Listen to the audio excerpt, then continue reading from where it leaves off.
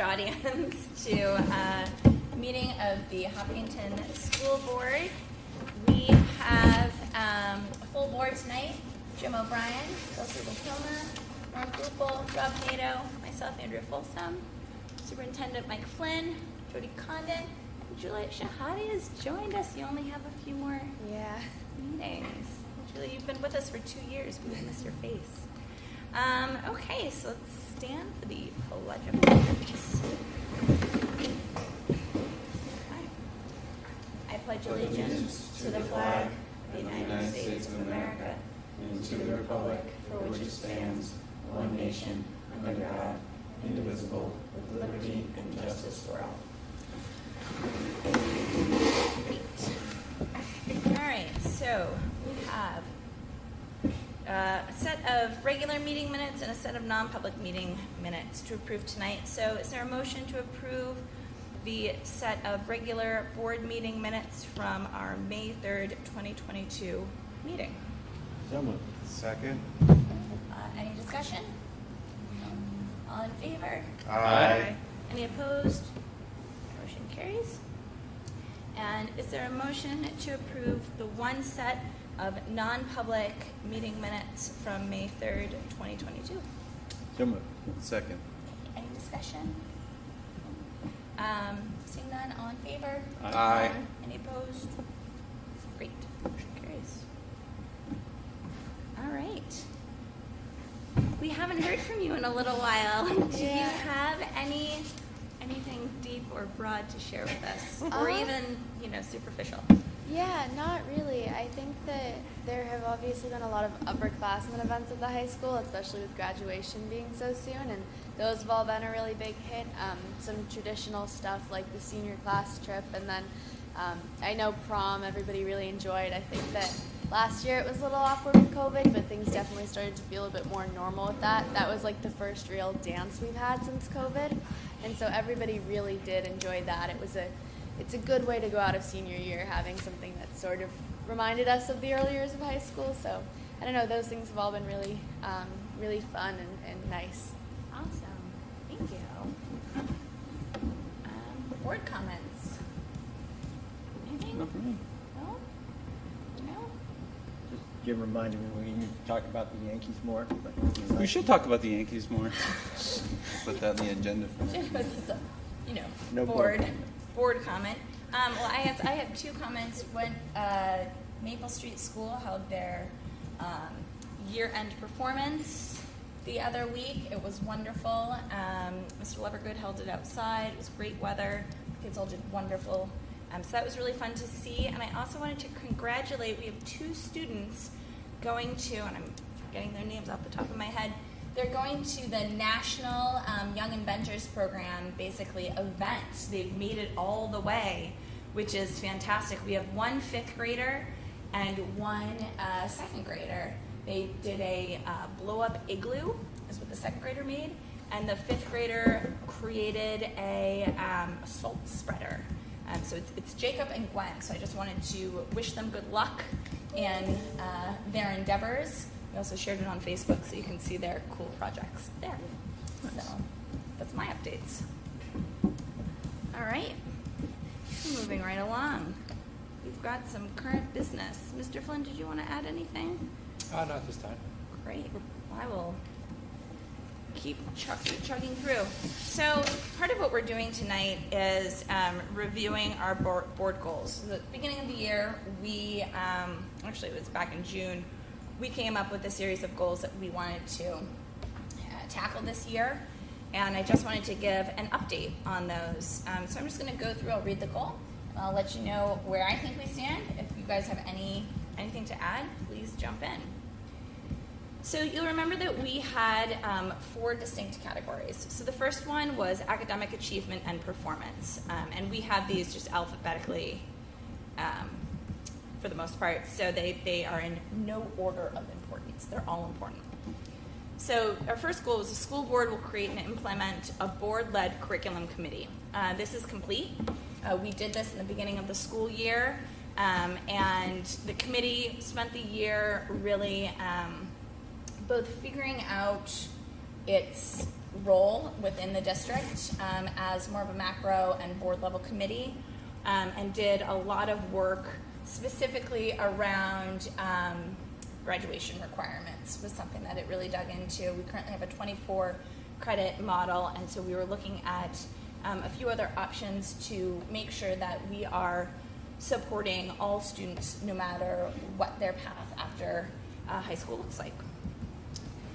The second goal was the school board will negotiate a fair and responsible contract with the HEI and Hmhs. This was completed and passed, so thank you to Jim he was the chair for most of that work, so thank you to him for leading that, and thank you to the community for supporting both of those contracts. They were really important.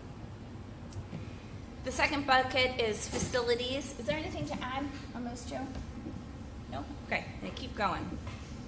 The second bucket was facilities. So the school board, working through the CIP committee, will develop a long-term 20-year CIP that's shared with the town of Hopkinton CIP committee with quarterly updates from the CIP committee to the school board. So this is both complete and in progress. This is not a goal that's going to go away ever. We did create, the CIP committee did a lot of really great work putting together a long-term plan. It's a living document that's on our website, as we've talked about, and they were able to present it to the Hopkinton CIP, got some good ideas.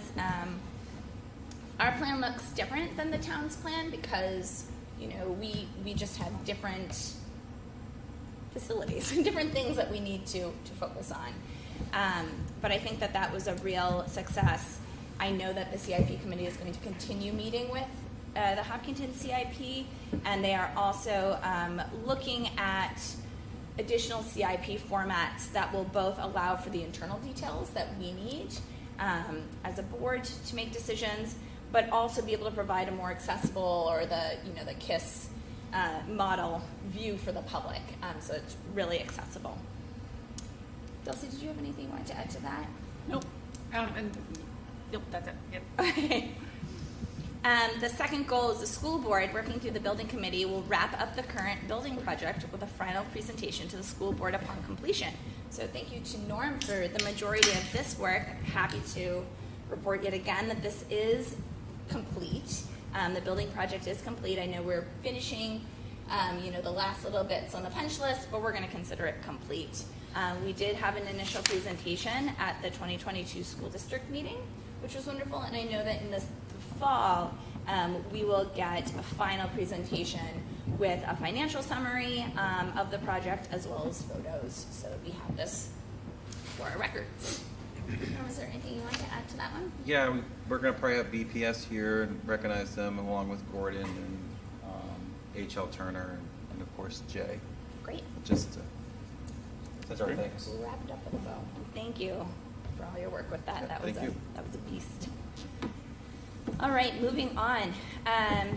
The next bucket was finance. So the school board will undertake the creation of a 5-year strategic plan for the Hopkinton School District that incorporates financial planning, academics, and facilities. And we wrote this goal before the strategic planning committee was in place. So we did pretty well knowing what this would be. So this is nearly complete. I do want to thank the strategic planning committee and all the community members who took the strategic plan survey, who've written to us, talked with us about what they value and what they would like to see in the plan. It's really clear that our community cares about and values public education and has a vested interest in our schools, and I think that is a real asset.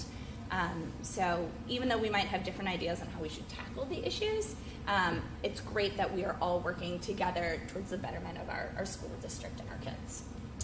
So we will talk more about that plan later tonight.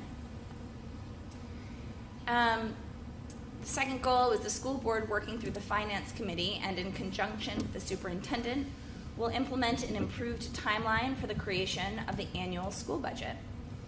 So as we all know, this was also completed.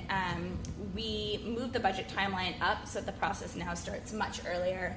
And there are work sessions where we can hear from each school and talk through the needs of different schools as the budget is created. as we saw last year, really the benefit of these meetings is that we could hear about priorities and needs and can keep those in mind as the year progresses. So even if something doesn't make it into the budget, whether or not we want to grow the budget, or if the finances shake out in such a way that we are in a place of being able to add something, we know directly from our administrators and our school leaders what their priorities are so that we can make good informed decisions. So I'm looking forward to continuing that into the future. Is there anything you want to add to that one? Do you have anything I'm you gonna, want to at the add? end, I'll wrap up. How about Great. that? Okay. Perfect. Did you have anything you wanted to add? No? Great. All right. Our third goal under finance is the school board, working through the finance committee, will work to minimize the Hopkinton School District fund balance while maintaining tax rate stability. So this is completed and ongoing, I would say. In this last budget cycle, we did a lot of work to drastically reduce what our anticipated fund balance would be for this next budget. What we found was that we couldn't do it all in 1 year, which was not a surprise. So that's why it's also ongoing. I know that as a board, we're dedicated to continuing that work next year to tackle that fund balance, that anticipated fund balance year over year, into a range that as a board we feel we're more comfortable with. And thank you to Rob for spearheading a lot of that work on the finance committee. Yeah. Okay. Finally, we have our culture and climate bucket. So our first goal was the school board will support, through increased funding, a mentorship program that improves the culture, climate, and morale of existing and future Hopkinton School District teachers and staff. So we've made really good progress on this. A plan has been written. We do plan on implementing a mentorship program next year, and I was reading that we did in fact receive the grant to have this funded. So that's wonderful news, that this will be, the funding for this will be taken care of with an outside grant, and it will go in place in the upcoming school year. How much is the grant? It's still pending because it depends on, so it's correlated to how many new staff there are. Okay. So depending, because first year it's a higher stipend, second year lower, third year lower. So don't know the final number yet. And I guess my last, what can the grant be used for? Like, is it tied to certain things? Yep, it's tied directly to the mentorship program. So Okay. it's both for the mentees and the mentors. Okay. And it supports, obviously, onboarding. And then that first year, there's a lot more requirements, monthly meetings, weekly check-ins. And then the next year, obviously, as people become more comfortable, less meetings, less check-ins. And then by the third year, it's kind of a needs basis. Okay, and then my last question is there a time limit where we have to use up the money, or is it just? Oh, yeah, it's a year. So it's approved for next year. Okay. And then you rewrite it for the following year, so it's a year to year. Thank you. Yep. Sorry for the questions. That's great. I think we had talked about that too, Mike, said that that's a grant that's pretty much a given, that it'll be an ongoing. So Okay. it's not we need to worry about funding it down the road. Correct. Okay, great. Thank you, guys. Perfect. Especially now with our world in education, with limited staffing and teachers leaving, I think the mentorship program is going to be even more important. Sorry. No, that's excellent. Okay, so our second goal is the school board, working through the policy committee, will audit all Hopkinton School District policies based on an administrative review. So we've made good progress. We have over 400 policies in our district, which is a lot of policies. It's really normal for school districts. That's not abnormal at all, but it's a lot of policies. So we have updated around 45 policies this year. A lot of those are statutory changes that we are required by law to make those changes. And again, that's an ongoing goal. It's not going to change next year. We will continue to make sure that our policies for the district are up to date and are all good policies. Finally, the school board will provide financial support for improved communication programs district-wide. So I would say that this is completed and in progress. The board did provide financial support for the purchase and implementation of Parent Square for communication, as well as Pickup Patrol for communication specifically regarding transportation. So I think that those have been, on balance, really good for our district. So all in all, based on the goals that we set out to complete at the beginning of the year, we have completed and or made good progress on all of them. We will be doing this again at an upcoming retreat at some time, where we will create new goals for next year so that every year as a board we will have goals that we're working for. Mike will make his goals based on those. Our administration makes goals based on Mike's goals, and so on and so forth.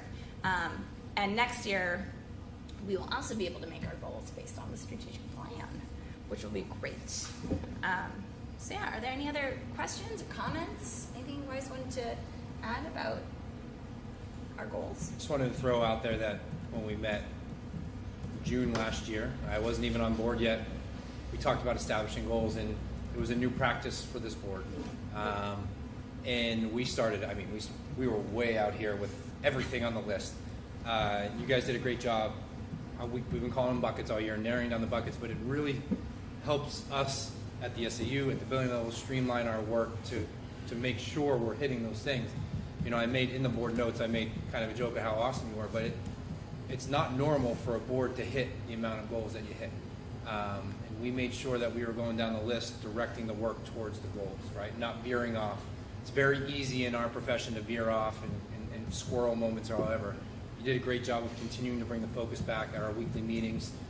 When it was you and Jim, and then now Rob and Andrea, it's really allowed us to streamline what we're doing to make sure we're not going down the wrong path. So I know it's a compliment to you guys, making sure that we were checking the boxes and hitting the goals. So great work. Excellent. All right. The Andrea talking a lot portion is now over. I get to turn it over to you. So we're done with board goals? We Is are that right? done with board goals. Yeah. All right. So just one more thing. I know you mentioned it briefly. Some of these goals will carry over. We'll establish new goals from the strategic plan. And then sooner or later we'll have those posted and we'll start moving on from there. All right. So next is the Athletic Emergency Action Plan. If you did pull up the board notes for this evening, you'll see that this plan is required due to SB 148, slated for September 1st of 2022.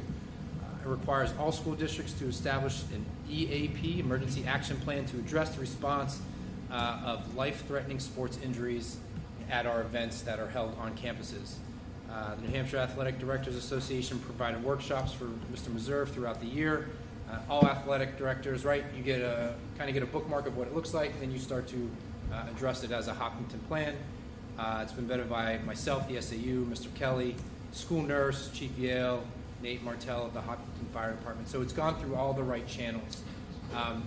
You do not need to vote on this tonight. If you want to take more time to review it, it doesn't need to be in place until September 1st. There will be one more update to, I think it was the AED map. But we wanted to make sure we put it on your radar for review so that you have questions. So if you want to call this a first read, great. We can move it to the June 14th meeting for finalizing. And then if you have any questions between now and then, shoot me an email. I can talk to Dan, or we can certainly invite Dan to the meeting. He's at his, it's time for conferences. He's at his conference, so that's why he wasn't able to make it tonight. So any initial questions on the athletic EAP?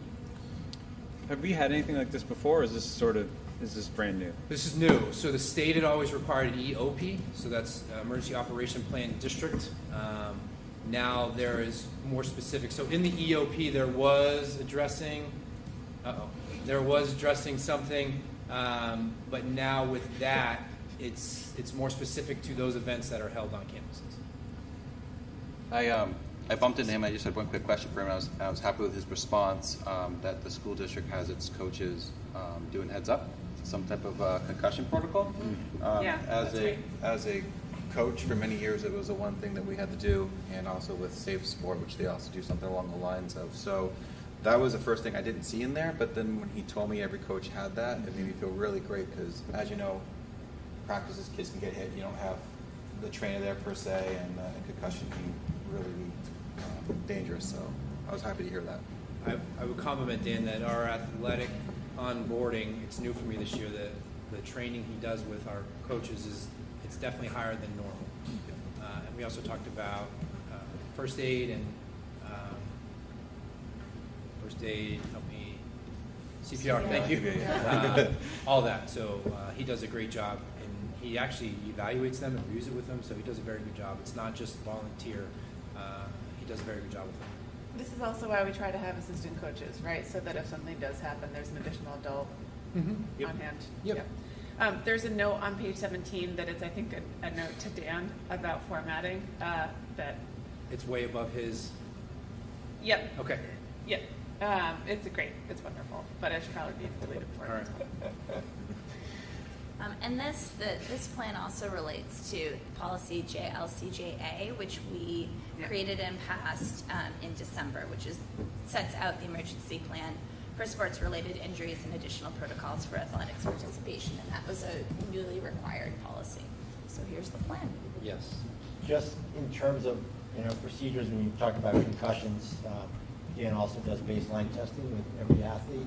That's great. He does, he does a great job as a quote-unquote part-time athletic coach. Great job. Yep. On top of teaching duties and all that. So. So do we want to have this as a first read and then vote in it on June 14th? It's up to you guys. If you need more time to digest, or if you want to approve. I mean, I'm ready to approve it. Yeah, I I was fine with it. I was just making sure that we had some type of training with the coaches, so that was important. So I would make a motion to approve the athletics emergency operations plan as presented. Action plan as presented. So moved. Second. All right, any discussion? All right, hearing none, all in favor? Aye. Any opposed? Carries. There you go. All right. Got a plan. And that will be, I'll meet with Dan. It'll go, that'll be on it'll our be on the website. website, I'm sure, yeah. Okay. It should be on our website. Yeah. Okay.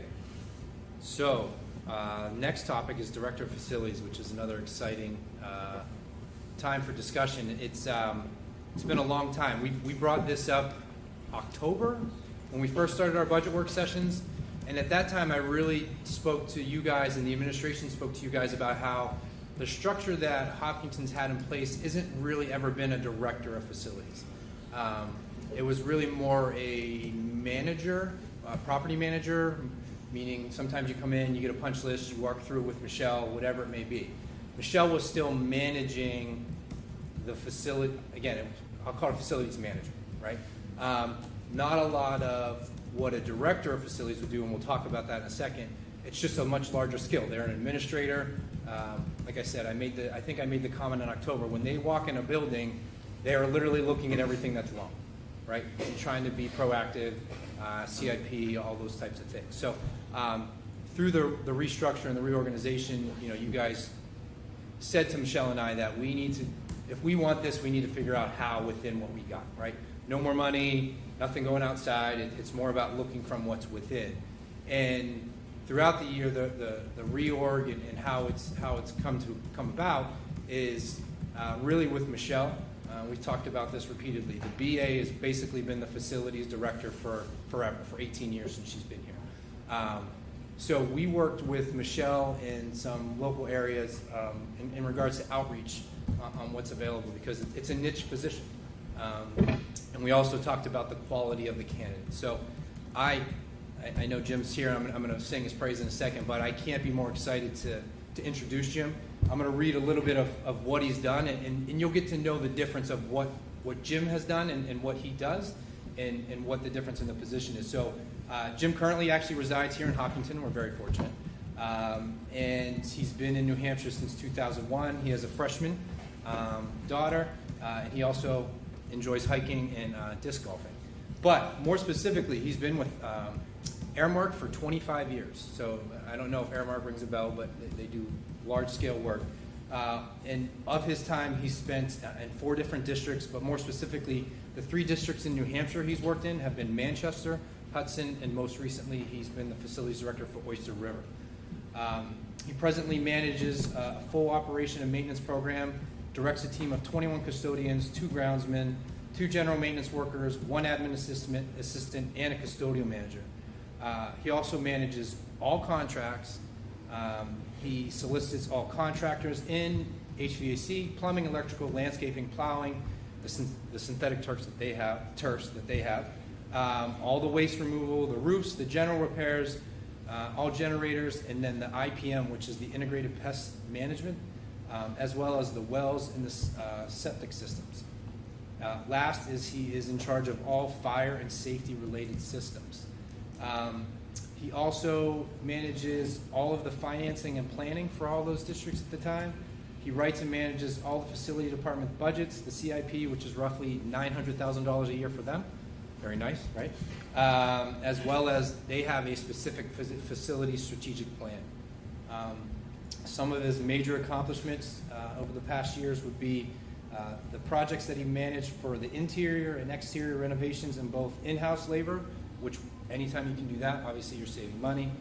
If he had to do contractors, which included 3 main office renovations for security, I know we've been talking about the high school, middle high school one forever, 2 elementary school additions, restroom upgrades, a gym expansion, and most recently, I don't know how much you've been paying attention, he's been managing the $50 million net zero middle school facility project. So at Oyster River, it's a cooperative school, so he's had to develop relationships with 3 different DPWs, 3 different fire departments, 3 different police departments, 3 sets of town officials, and he also serves on the sustainability committee and the joint loss management committee. So you can tell the different scale of the work, of the type of person that we were trying to identify. Jim, I know Jim's going to come up and you guys can ask. He kind of fell into our lap. Believe it or not, it was Michelle. Michelle was at a conference and she was speaking about what we were looking for, and believe it or not, Jim kind of approached her and said, "Hey, I'm interested." And kind of from there, he applied. We actually had 4 applicants. We interviewed 2, and I think it goes to that Jim just rose to the top. His resume speaks for itself. The Airmark qualifications. I could go into the details of what he did in Manchester and what he did in Hudson. If you're talking about facilities that have needed tender love and care, those are 2 districts in which they've needed it, and he's been a part of all that. So I can't wait. I know, I don't think you can see Michelle, but if Michelle was here, the smile that she's had on her face since we interviewed her, knowing that all those things we mentioned has fallen under Michelle. Custodial management, facility management, all those things is now, Michelle gets to now be a BA. And then our facilities, and just sitting with Jim for an hour, he already identified, I'll be soft, I think 15 things that he knew that he was going to attack right away. And that's just every day he gets to manage this. From curb appeal to inside to the construction BPS to the roofing to all those things that are currently going on, we'll have a point person for that. So it's exciting. So without further ado, Jim, if you don't mind making your way up here. Congratulations, and now I'm going to open it up to the board for any further questions or discussion. I know Norm is dying to go, so I don't know if you want to let him. No, I'll let someone else go first, because I saved my board comments for this moment. All right. Let's do it. Norm, we'd like to hear from you. Sure. Brace yourself. Now, so when we started last year in our budgeting process, when Jim was a chair, we discussed what positions we wanted. We were pretty split down the middle. If we wanted every position, it would have been an 8% increase, right? And when that was all said and done, the one thing that came to fruition was, give me a budget number which was sustainable to the district, to the taxpayers, and work with what we have. So when the budget was passed, we didn't know what Mike was going to do with the money. I mean, he runs a district, we approve a budget, and when we hired a curriculum director, I was tickled. I was happy. It's going to help improve our quality of education for our kids, and really help our teachers and all that, and improve in the district. But when the possibility of hiring a facility director like Jim, who has an amazing credentials on Oyster River for the amount of work he's done, a great personality, it's exciting because as someone who has seen our facilities not up to par during this project with the bond, it's great to see someone who's going to come in here and establish a leadership. Mike, you can correct me if I'm wrong, he'll be pretty much helping out with the CIP committee, which will help plan a CIP that'll be much more improved than what we have right now. and he'll be attending the safety and security meetings that I attend, that Michelle mentioned. I'm excited because I think this position will have such a tremendous impact on the quality of maintaining our facilities and alleviating pressure from Michelle. I think Michelle has been tied down for doing multiple jobs, and to be able to have her focus on one thing and leave this to Jim, I'm very excited for the district. And I want to thank you, Mike, really working hard. It's a lot of missing pieces, which this board will understand down the road through the finance committee. But I really appreciate you doing what's best for the district and really being patient and getting this to the finish line. Jim, welcome. Now that we've said lots of really great things about you, I didn't know if you would like to introduce yourself to us, or if there's anything additional amazing that you would like to share. Yes, first, I'm so grateful to be here, Hopkinton School Board, and thank you, Superintendent, for having me as well. It's exciting. Yes, there's one more important thing that you guys need to know. I am also a faithful attender of the Hopkinton transfer station. Every Saturday morning at 8:30, I go through the process. I got the green bags. I know it's a big thing in town, so I've only been here in Hopkinton since July. So this summer, I was living in Concord for 4 years before that, and John Park prior to that. So as you know, my commute was pretty lengthy, and that was one of the things that really attracted me to this position. We just chatted with Michelle at that Facilities Masters Conference and said, hey, we got something going on over here, and it really just put it on my mind. But other than that, I didn't have any intention to leave Voice River. It's a great district, great people. It's sad to go, but the more I dwelled on the opportunity to bring the town of Hopkinton, I wanted it to be home long term. So again, I'm renting right now, so I just want to throw it out to you if anybody knows of in the coming months or so. Excellent. Well, great. And I think that we'll be seeing Jim at our meetings next year as well. Correct me if I'm wrong, Mike, Yep. but go So around. facilities, same as Director of Curriculum, Director of Facilities will be on the agenda once a month, and he'll give you monthly updates of all the work and great things that he's doing, because it's a priority. And I think that's one thing pretty clear through the strategic plan as well, is that facilities, I don't want to discredit, it just hasn't been as supported as it needs to be, right? And now when you have someone where it's just their job all day long, I think you're going to see a significant change. And I would say I think our community actually did a great job of supporting the $10 million bond that we had, and so it's wonderful to have someone who is going to take care of this investment that we just made to make sure that it stands the test of time. So thank you so much. Anything else? Anyone else want to jump in? Looking forward to working with you. Thank you. You guys as well. Thank you, man. I'm very grateful. So before you leave, I'm looking for a motion to accept Jim as the new Director of Facilities for the Hopkinton School District. I'll motion to accept Jim as our new facilities director. Second. Perfect. No, it's okay. Okay. Got it. Any discussion? Welcome, thank you. Yes, welcome aboard and welcome to town. Thanks, Jim. All right. All right. All in favor? Jim, Aye. Aye. Any opposed? You're in. you're in. And you can leave. Yes, you don't have to stay. And you get the Norm Google handshake. Thank you.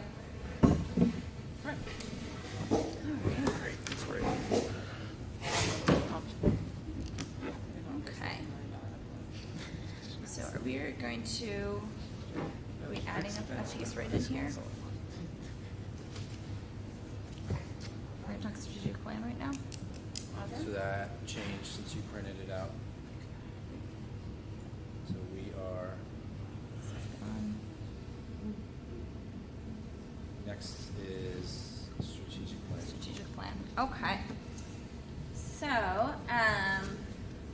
have a little change in our agenda. So which is actually, let me fine. just say that out loud. So Yep. we had students that were going to be honoring tonight. Scheduling conflict last minute, right, Jody? Yeah. Yes. So Sorry. they are either going to be June 14th, or we will honor them and acknowledge all the great work that the robotics club did at the end. And then we were also planned on, I don't know if you remember back, it was early, but the Puerto Rico Puerto Rico. Puerto Rico report out, thank you. We're going to report on the trip. That's also been delayed, so we might report on that either again June or the start of the next school year. So Great. that's what happened there. All right, that's no problem. So in its place, I just wanted to, if it's okay with the board, I just wanted to touch upon the strategic plan. So we got the plan at the last meeting. It's wonderful. It's very in-depth. So there was a lot of reading to do. We also put it out to the community, and we got some really thoughtful responses back. I heard a lot of folks wanting to make sure that all students or all voices were included, specifically our students with disabilities. We also had concerns or wanting to make sure that we are using the best data or testing metrics. Yeah. Were those comments available to the board? I didn't see any. I got one comment that I think was emailed to us, but I didn't see anything else. No. I don't know if all went to the full board.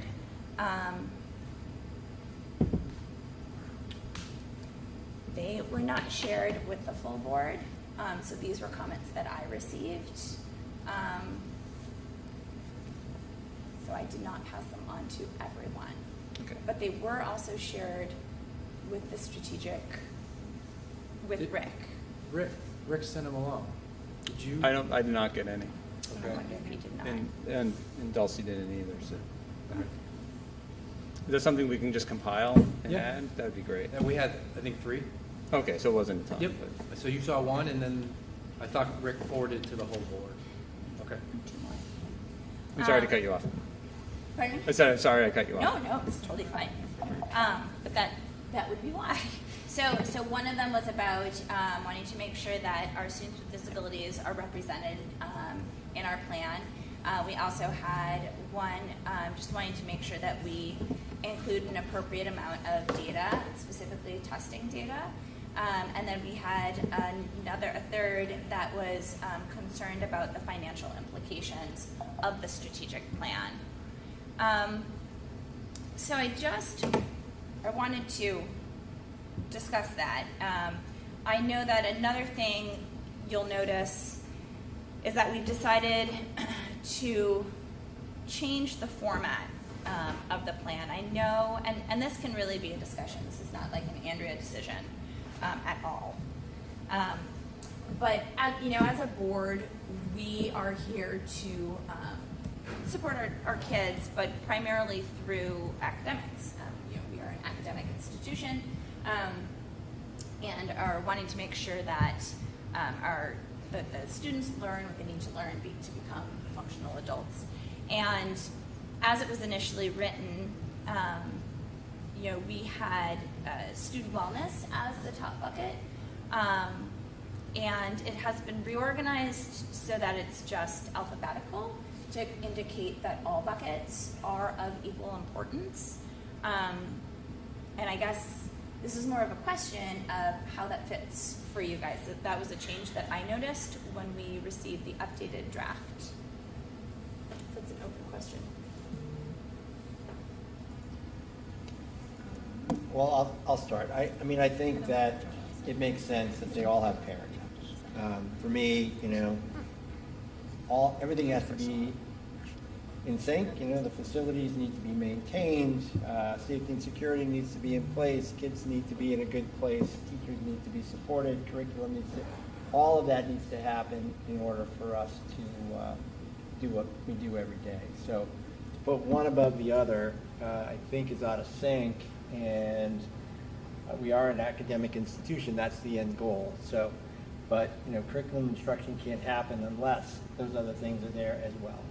Just like trying to run a good classroom, So, yeah, it's not to put anything below anything else. Just to say we understand the integration of the parts. Great. I sent you the 3. All right. Sorry about that. Okay. And then I think just touching on some of the concerns that were raised, and I was grateful that community members took the time to read it. you know, I know that there's the strategic plan at a glance at the bottom, but strategic plans, by their very definition, are going to be long and fairly in-depth documents. You know, this is the 50,000-foot view. I know that when we discussed it previously, so financial implications, those are going to be woven through every single one of these. You know, as a board, we balance the financial implications of any decisions that we make. It's just necessary. It's what we do. Yeah, so this started in September, I think our first meeting was, right? And the work that committee did, the hours of the discussion of what should be in, what shouldn't. I just want to be really clear that this is not, the best part about this is it's not the final end-all be-all, right? So if we get into next year and we select some things, but special ed becomes a flag, that's where it's a fluid document, right? Or facilities becomes a priority, or the financial stuff. It's not, that document can be altered at any point. That was one of Rick's comments at the end is, now that you have this in place, hopefully we never have, I meant this in a nice way, hopefully we never have to see him again, because it becomes our document. So just because something might not be specifically identified doesn't mean it wasn't a discussion amongst the committee. We had hours of discussion around all of it. And we felt like putting this as the foundational strategic plan was, at the end, is where we came to an agreement. I mean, we had really good disagreements and agreements, and all the way up to the last meeting where we cut something at the last meeting. So I just don't want anyone to think that if you don't see it, then it's not going to be there for 5 years. That's just not it. This is really just the framework and the foundation for how we establish those goals. So if the board next year, I know sustainability is going to be a goal, right? You guys have already talked about that. From there becomes my goal, right? So my goal becomes more micro. Then below that, the principals in the buildings become more micro in that. So remember, this is more of a macro level plan, and then from the board to me to the teachers to the new TEP that you're going to see. From the TEP, they select goals. So it really, we're starting to narrow down and really focus the work. Can you remind us what TEP stands for? Teacher Evaluation Plan. Andrew, did you say there's another version that's different than the one that's on the website, that's reordered? It's just, yeah. Okay. So some of the feedback was essentially, we wanted to make everyone realize that there was no substantial order to the plan. So we just went alphabetical. And is that available to us, or is that? It's in the board packet. That just came in. Rick finished it over the weekend. Okay. So Maybe I missed it. He reformatted, reorganized it so that it's alphabetical, and it's to a point that everyone understanding that there's not one specific goal, that it's everything as a whole. Maybe it's. Thank you. Yeah, great. So now that we've had a couple of weeks to look it over, was there anything else that folks noticed or wanted to change or add to this? I think it's worth having a discussion about the financial aspect. Yeah. Because that was a couple of comments from the public of talking about financial sustainability. Since it's not an explicit board that's in here, there's a lot that is a search for budget, and I think it's mentioned like 13 or 15 times, and a lot of that is around, I think, wanting to make sure that there is enough resourcing available for the school, and also around transparency. I do wonder, I feel as a board member, and it's probably because I'm on the finance committee and the CIP, that there's an implicit aspect of our work that is always thinking about what is financially sustainable, and how do we manage rising costs and the district's necessary budget or perceived necessary budget against taxpayers. And so that's something that I feel and think about all the time. However, a lot of that is in committee meetings, happens during the budgeting process, and just lives. So that's the exact discussion that happened on the strategic planning committee. Was there's committees for that. Right. So when we were developing it, they knew that everything in there was going to be the number one would be financial. Yep.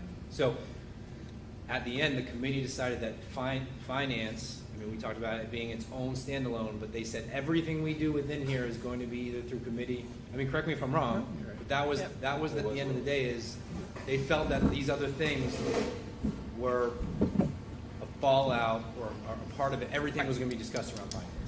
I wonder if it's worth including, I'm gonna sneeze, in the process, maybe I won't. Bless you. Thank you. Just including a line in the process that clarifies that, or if there's some way to do that somewhere in the context of the description of the document or otherwise, because I think it's really important that that is noted as being an important part of the pre-conversation, because that it's almost an implicit goal of the district, so it might not be explicitly stated in this document, but I think it's important to call that out. Just so that people who are maybe tuning in now for the community are able to see that and recognize it.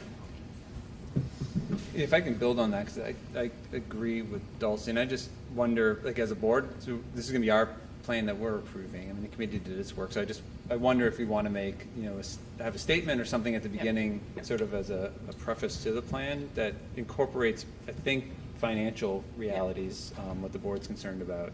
And the other piece that the committee spent a lot of time talking about was communication and how that is sort of a piece of everything. And I just wonder maybe if we want to do like a board forward of some sort that talks about these two issues. Because we talk about them all the time, right? The financial sustainability as well as being better at communicating with the public. And it might be a good way to introduce the plan and talk about those two things. Yeah, a note from the board could be really good. Yeah. Yep. So, because Jim and Norm, you guys were on the strategic plan committee, would you guys and have in-depth understanding of what the conversations were? Would either of you feel comfortable writing that? Otherwise, I'm happy to tackle it. I don't mind taking a draft, but I would write it more as a board member, not as a member of the committee, because I think the committee did its work, and so I would do it from us, and that could be something to share. So I mean, we brought this to you guys, and we've discussed it to the public, and I agree, but I also understand where Mike's coming from and how it all comes from each multiple sources and stuff. But I want everyone to feel comfortable, and I think it'd be a good idea. I feel like you two would probably write it really well. The chair of the finance committee and you maybe might do a good well of. It would be amazing. Whatever. Yeah. Because he has that like. I can write a draft and Jim will make it sound I really love good. that plan. I don't mean to put you on the spot, Rob, but I'd like be happy. you know what I'm thinking. You should put it out on paper really well. Then I can. Great. All right. So in this, I like Draft will make it. Yeah. So we want to touch on on finance, obviously, on communication. Is there anything else that we would like to touch on in this forward that as a board we feel is important to make explicit, even if we understand it as being implicit within the document itself? And I think it could fit in really well just right before the process. Yeah, just at the end there, don't make sure you're not repeating the moving forward section. I know Right. that sounds Yeah. cheesy, because in there it's pretty clear about how it's just a roadmap and we can alter it and then all that stuff. So just don't copy. I think this would provide just context for Yeah. reading So the do- rest of the document. I know we're talking about finance, but you're also talking about like the terminology of what Jim had mentioned when we talk up here about something. Maybe not. People have a huge problem understanding like the reserve fund balance. When we talk about developing something like that, where people understand terminology in the district, or is that too much to get? That's too specific for this document. It would not be specific. Yeah, because that's why this document doesn't get into, it doesn't Well, we get need to into check the the type of curriculum that we use. It doesn't get into True. that level of specifics. We really want to make sure that this stays a macro level Got it. document. I think the other thing that I would want to include in here would. This is a switchblade. Well, that was exciting. The other thing that I would like to see included in here would be sort of the work that we've done on the curriculum committee has been making sure that all students are successful. And I think this speaks to concerns about our students with disabilities. I think it speaks to concerns about, different levels for students of different socioeconomic standing. I think it speaks to students who, will choose a variety of things when they leave our school district. And so what I would like, Rob, what I would like you to put in here would be something that spells out the fact that when we are talking about students, we are truly talking about all students and being explicit as to who all students are as much as possible. I don't think we need to hide behind like euphemisms or anything like that. I think we can be explicit that, when we say we would like to support all students, we mean it. Can I talk a little bit more about the curriculum and assessment? So it's in process. This isn't, it's not ready to come before the board yet. But for me, as a member of that committee, what I always felt was missing was we have a 24 credit plan for graduation. It used to be 20 and went to 24 for a variety of reasons. For a lot of kids who have other interests, other skill sets, it became very, very difficult to endure high school. And there are other schools that have more extended learning opportunities outside of that, so you can earn credit, working in the community, working in the trades, experiencing things that you want to be able to do. So the state of New Hampshire requires 14 credits for graduation, and then after that it's up to us to determine what those are. So this other pathway, and just speaking in my mind, is those 14 credits and then creating opportunities for kids individually to say, I want to go and do this, I want to go and do that, and bring it back.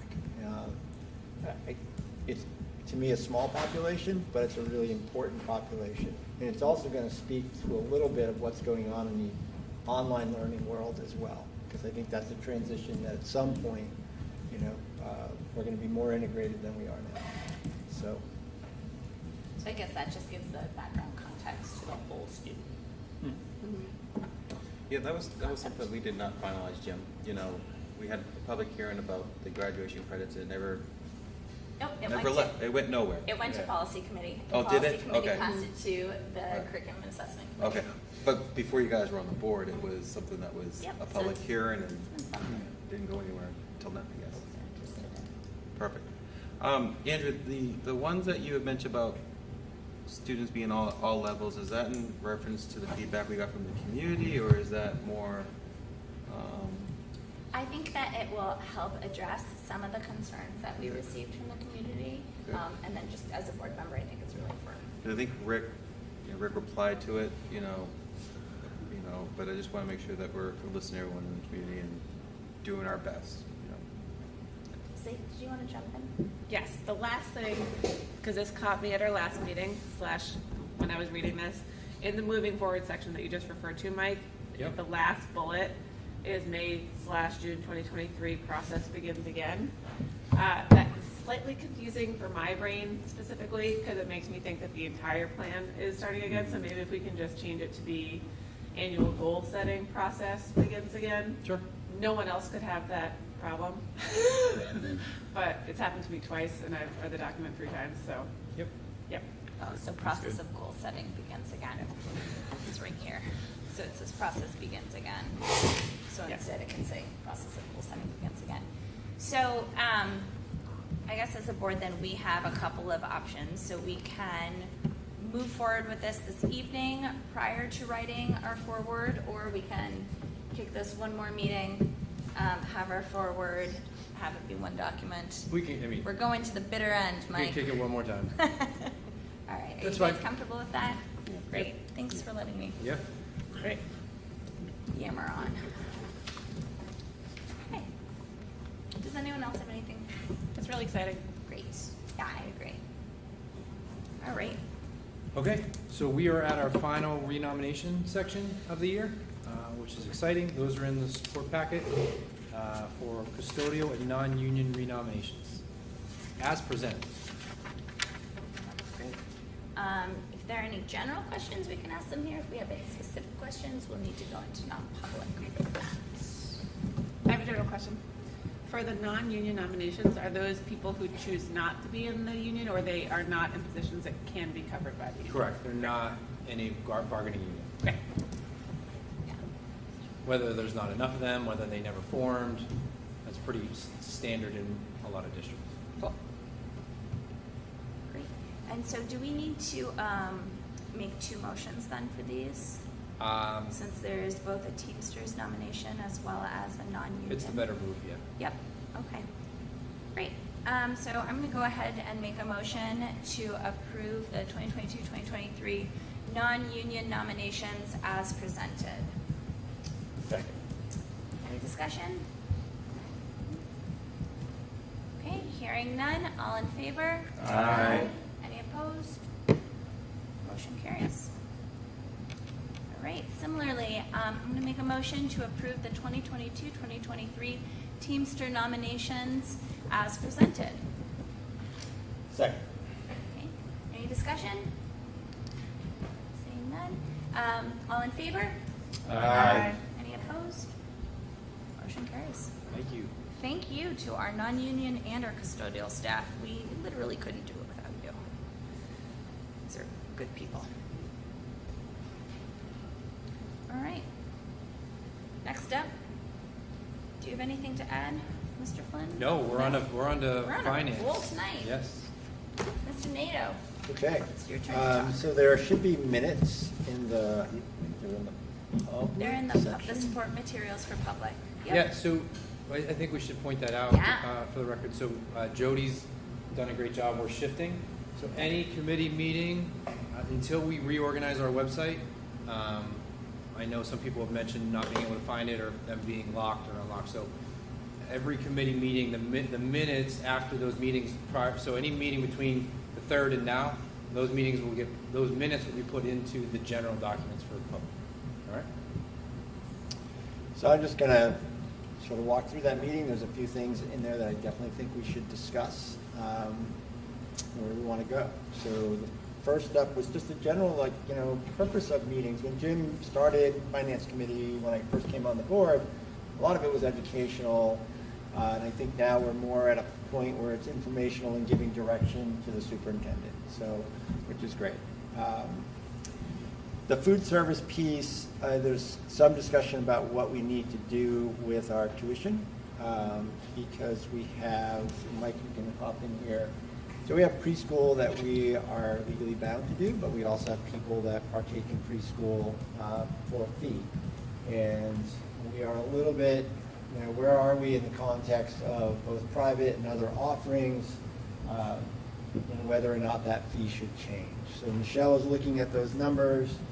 And it looks right now, if I read that memo right, that there's a swing in there that we need to discuss. Yeah, and so Michelle brought that up this morning, and I said that I know, Michelle, you're there.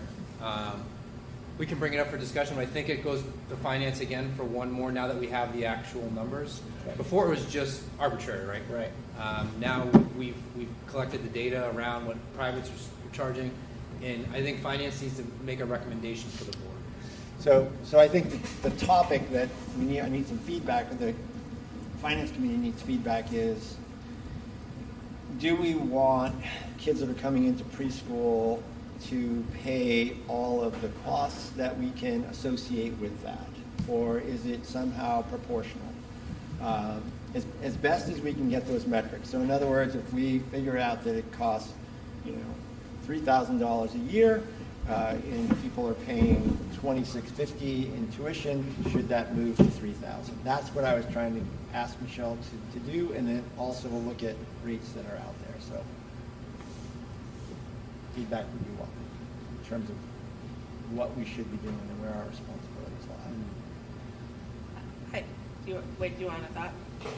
So I have one more school that I can add to sort of the comps on the private school side. I would say overall, I think it's interesting that I think we are slightly at or above market for public schools, but definitely under for private, which would track. Concord has a model of having a reduced rate for families who earn below a certain income level, which I think is a really thoughtful thing to do, because I think it's important to think about why are kids coming to school and what are the resources that we can provide as a public school district. And so I think, and I don't know what the numbers look like within the school composition, right? Like there's kids who are on lottery and not lottery, and there's a variety of things, but it's interesting to think about adding in a couple of those factors that could help us like make sure it's accessible to kids who might not have another pathway for early childhood education, which is so important for laying the foundation for students, but also making sure that it's financially reasonable for the district to run. But we'll talk about it more.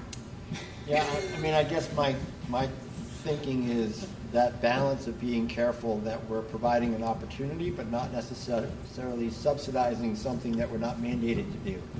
And I think when we talk about our own financial responsibilities to the town, you know, that's a balance point that we've got to make sure that we're not crossing in a way that we shouldn't be when people haven't said, yes, we want public preschool. Can I ask a question? I just don't know. Do kids who have been identified as needing early intervention, do those families need to pay for preschool, or do we offer that? Nope, that's They just required by get law. that? Yep. Okay. So if your we're- student is identified or qualifies, that's our job. Great. Yes. Okay, that's what I The thought. but I just discussion is around tuitioning students. So what percentage of our preschool population fits the not mandatory, but Michelle, do you have fits that sort of number? I know you had that sheet. What percentage is? Sorry, I'm having a hard time. Oh, yeah. Hearing people, so I actually sent an email. I'm sending one to you and Jody just to say, because I can't hear it, or just after. What was the number of special ed versus regular ed in preschool? Do you remember? I know we try to keep it pretty comparable. So while I think it's probably a little bit more on the regular ed side, I don't have those specific numbers, but I know that we do cognitively, if we get another special ed, then we look at our numbers for regular ed to make sure that we're proportionately okay, that we're not high on one versus the other. I can get you the hard number too, if you want. Yeah, I guess I'm just thinking about it sort of feels to me like we should be charging full costs for those students. And then I like Dulcie's idea, like if there's a financial hardship, that there would be, I don't know what the process would be, but we could think about that. But it feels like the fair thing to do, especially since this isn't a mandatory piece for us, is to charge the cost of providing the service to those families who are opting into that service. And then the only other consideration is if for some reason that would make the actual number of kids drop for some reason, and we lose, like, it's just like whether or not, if that maxes out The program of with the some sort, program, yeah. if we're getting maximum value from tuition per student as well as the number of students. But we can figure that out. It just feels hard to expect, the taxpayer to pick up Yeah. those costs, although I appreciate the value of it, and so I'm Yeah. struggling with the value of early childhood ed Right. versus what the financial commitment of the district is. Right. Michelle, did you put that document you showed me this morning in there, the comparative of? Yes, the comparative is in there, as well as the document that I looked at, the regular ed costs only. Yeah. For last year, expected this year, projected next year, based on projected number of kids next year, actual this year, and actual last year. And what was the name of that one? Because that's the one I couldn't find. Let me go to the drive.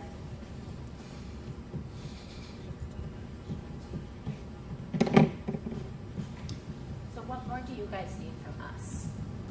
I think that gives us a little bit of a general sense. I guess I'm listening to Dulcie and I'm listening to Jim, and doing the dynamics of the relationship between, let's just theoretically say we've got 15 students and it costs us $80,000. And it's going to cost us $80,000 no matter what. So if we bring in, or we have 5 other students come in, then that essentially is revenue and decrease those costs. So how do you balance the actual cost versus what is functionally new revenue is going to be a little bit of a, but I guess, in the spirit of doing both, if we look at comparatively what people would be paying in other districts and what they would be paying in the private market and try to see how that would be. Like, what would the cost be if these students weren't here And do we need to change staffing? That's really the key issue. I mean, if we need more staffing, then yes, you absolutely need to be able to, pay those costs. But if we don't need new staffing, then is this seen as revenue, and does that change things?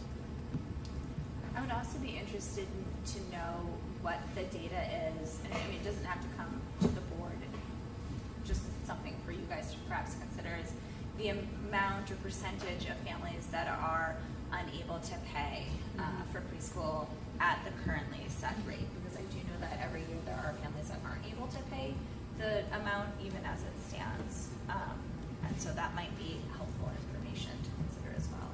And the number of kids that are on the wait list, because it's a lottery program. Oh, that's right. Yep. And I will say it's an amazing program. If anyone has their kids going to that preschool, it's amazing. It's the best. So a lottery program in that there is essentially a cap. So we have the students that we service, and then whatever balance. Because that goes into staffing, right? That's right. Once that triggers that next full staff member or whatever it may be. Yep, and I think that's also tied to the composition of the kids that are in there and what their needs are, Yep. which changes year over year like any other grade. Yep. So I apologize. I thought I probably added it to a different folder because I can't, and the problem is it's on my network, not on Google anywhere. So I need to get at the network. But Jody, I gave her some documents in case I was gonna lose connection or something, and she does have a copy of that in her file. And I will make a note to put it up there as soon as I'm gonna try to dial in to get access to my files on the network. That's fine. And it sounds like we're going to probably talk about it at finance anyways. But that's kind of what Jim was talking about how much the actual so forth and so on. You were right on cue. Nice job, Jody. So we also spent some time talking about food service and pricing there, and there's going to be some adjustments, fairly minor, that Michelle is taking care of. The next thing that was on the agenda was, and this was my language going into that, was, framing our budget, at least as through a thought process in an SB2 context. And I'll just preface this as saying that I think SB2 is a terrible idea. To take one meeting that is functional and then to break it into two parts and then perhaps not have this, we all know the story. So I'm not suggesting that SB2 is a style that I would want to go through. But the default budget is something that does make me conjure up, getting people to really think about costs as they actually exist, because there's this sense that a default budget means a flat budget, which it definitely does not mean a flat budget. So it's last year's budget plus contractual increases, we all know that. And is that a framework to really think about and project out, which is something I think we've heard the budget committee would like to know, and I don't know if you can do this over 5 years, but if we got a 3-year contract, we should be able to project fairly well for at least 3 years. So when we're giving direction to the superintendent, is it SB plus? So we know we've got contractual obligations in 3 areas.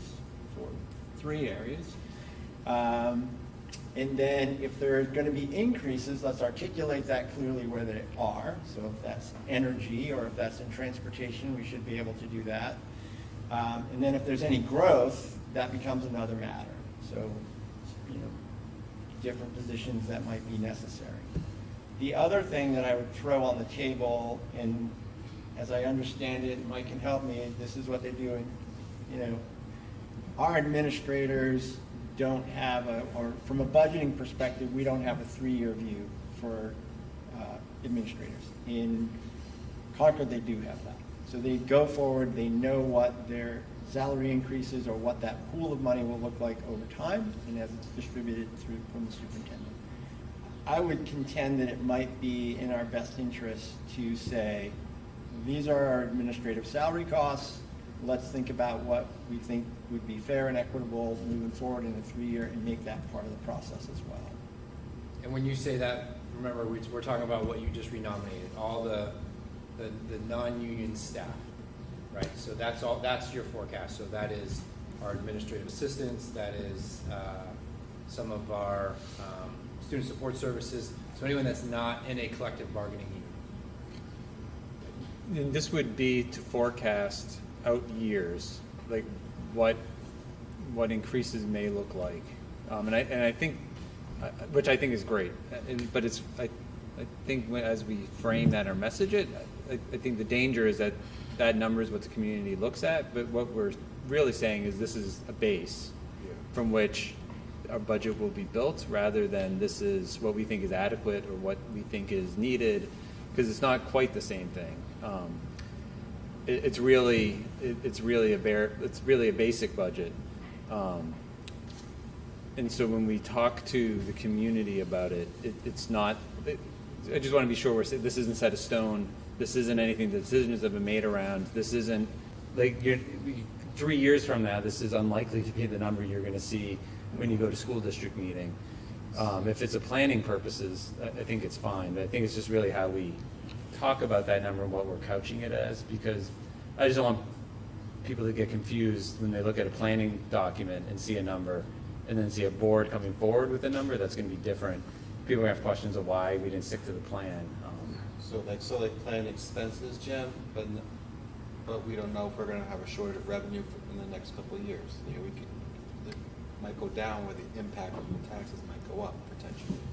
Correct, or we decide we want to hire a facilities director, and that wasn't part of a 3-year plan. I'm making that up, but because that wouldn't be current, right? So Yeah, and I think that's part of what gets articulated, right? So if we say that right now in 2022, these are our programs, we go forward across all grade levels, K through 6, and then this is the slate of courses that runs at the middle high school.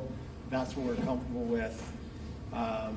It does create that base for what it is that we're supporting, and then we move through that. And then the superintendent would articulate during the budget process, these are the changes and where they are.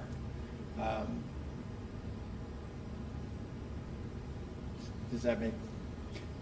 yeah, no, it makes sense to do it. It's more of a cautionary tale, because I do think for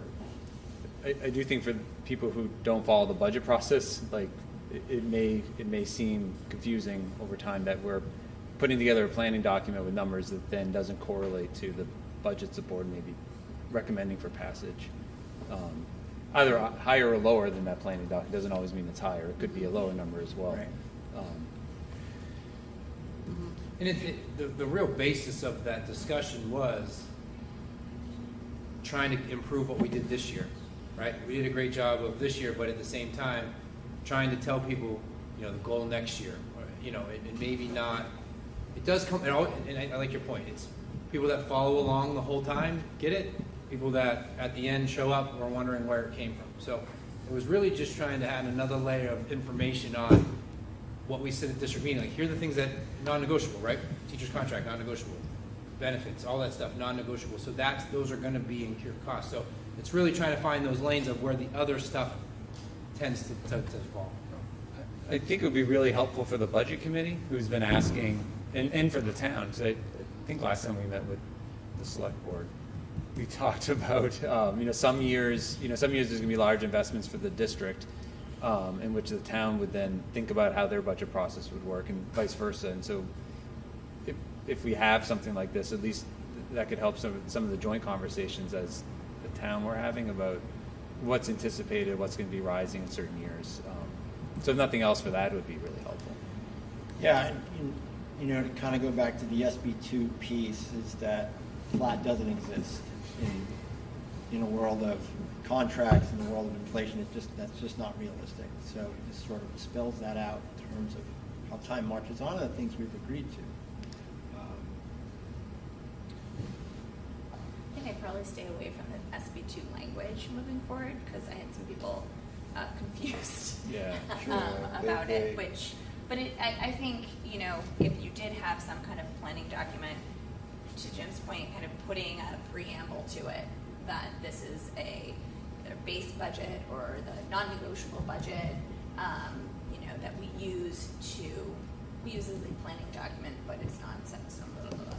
Something that kind of obligated budget. It could. I mean, just something that is a rider that stays with the document, so that it's always wherever it's going to be posted, Yeah. it's clear that this is something that we use as a planning tool, but not as an end-all be-all.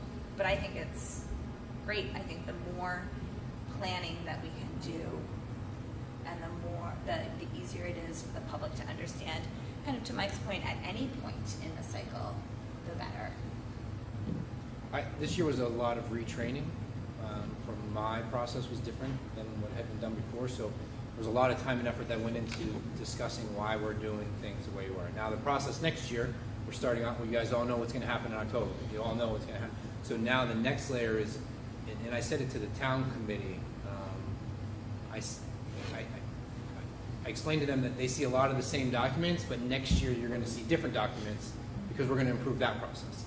So the documents that we continually put up, I talked to Michelle about one-pagers. We talked about the pamphlet this year. So there are things that are going to come out next year that are going to be more detail-oriented. But this year was more about the changing of the system and the timeline and the process. Now to be like, all right, here's what you saw last year. Now here's what we're doing. Couldn't do it all at once, or heads would be spinning.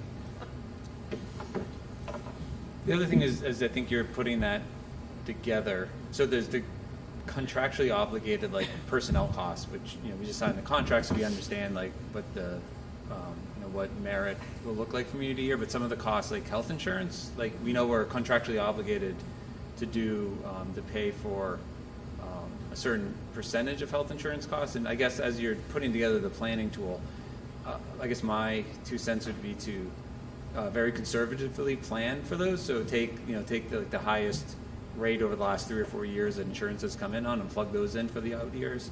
Again, just so I think when people look at those documents, they're not surprised if we get like a 10% insurance rate hike, but we only budgeted 5, or making those up. But so I would plan on electricity costs, plan high rather than low.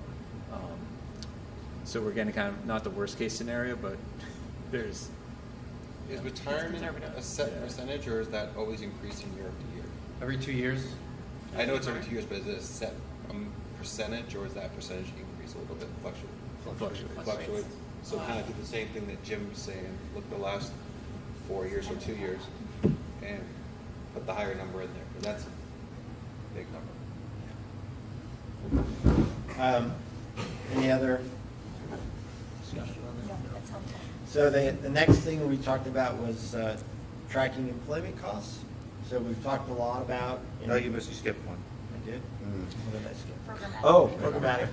Thank you. So we spent time, as we all know, looking at by departments, by grade level, et cetera. So the one thing that's missing in that budgetary process is a programmatic view of athletics. So this would just simply say, because we get that question about athletics a lot, I think it's one of those things, kind of like on a national budget, people think about 4 and 8 and go, oh my God, when it's a really small percentage of the budget, but still they want to know. So we're talking about doing an audit of athletics that would have cost by sport, transportation, and referees, etc. The caution is different sports have different costs, so also letting people know the revenue that comes in if you're playing certain sports is higher, hockey, things of that nature. But just so that folks can take a look at that program and see what the costs actually are. I always pick on hockey. Everyone always picks on hockey. Pick on hockey. In that, Rob, are you going to go back when I want people to be able to see the change in fees. We went from $60 to $100 per pupil. I want people to. Is there a way you can go back and have people see the amount of revenue we generate with that change to see that we make an effort? Yeah, Rob assigned Michelle and I a lot of work for the summer. So that's part of the perfect. And then I'd like to see, there's been programs that have gotten the same amount of money every year. I'd like to see if any of those have changed over the course of those years by sport. I've heard from some people saying they've had the same equipment and over years they can't afford something. I'd be interested to know if we need to do something to help them in our budgeting process down the road. I think, Dan Mazur would be a better person, but my understanding is that things work on a cycle. So much money is allocated per team, per sport on a cycle. And Dan will be a part of that process of the audit, and he'll be here for that discussion. Can I skip anything else? No? Okay. So the next one I think is really sort of an important,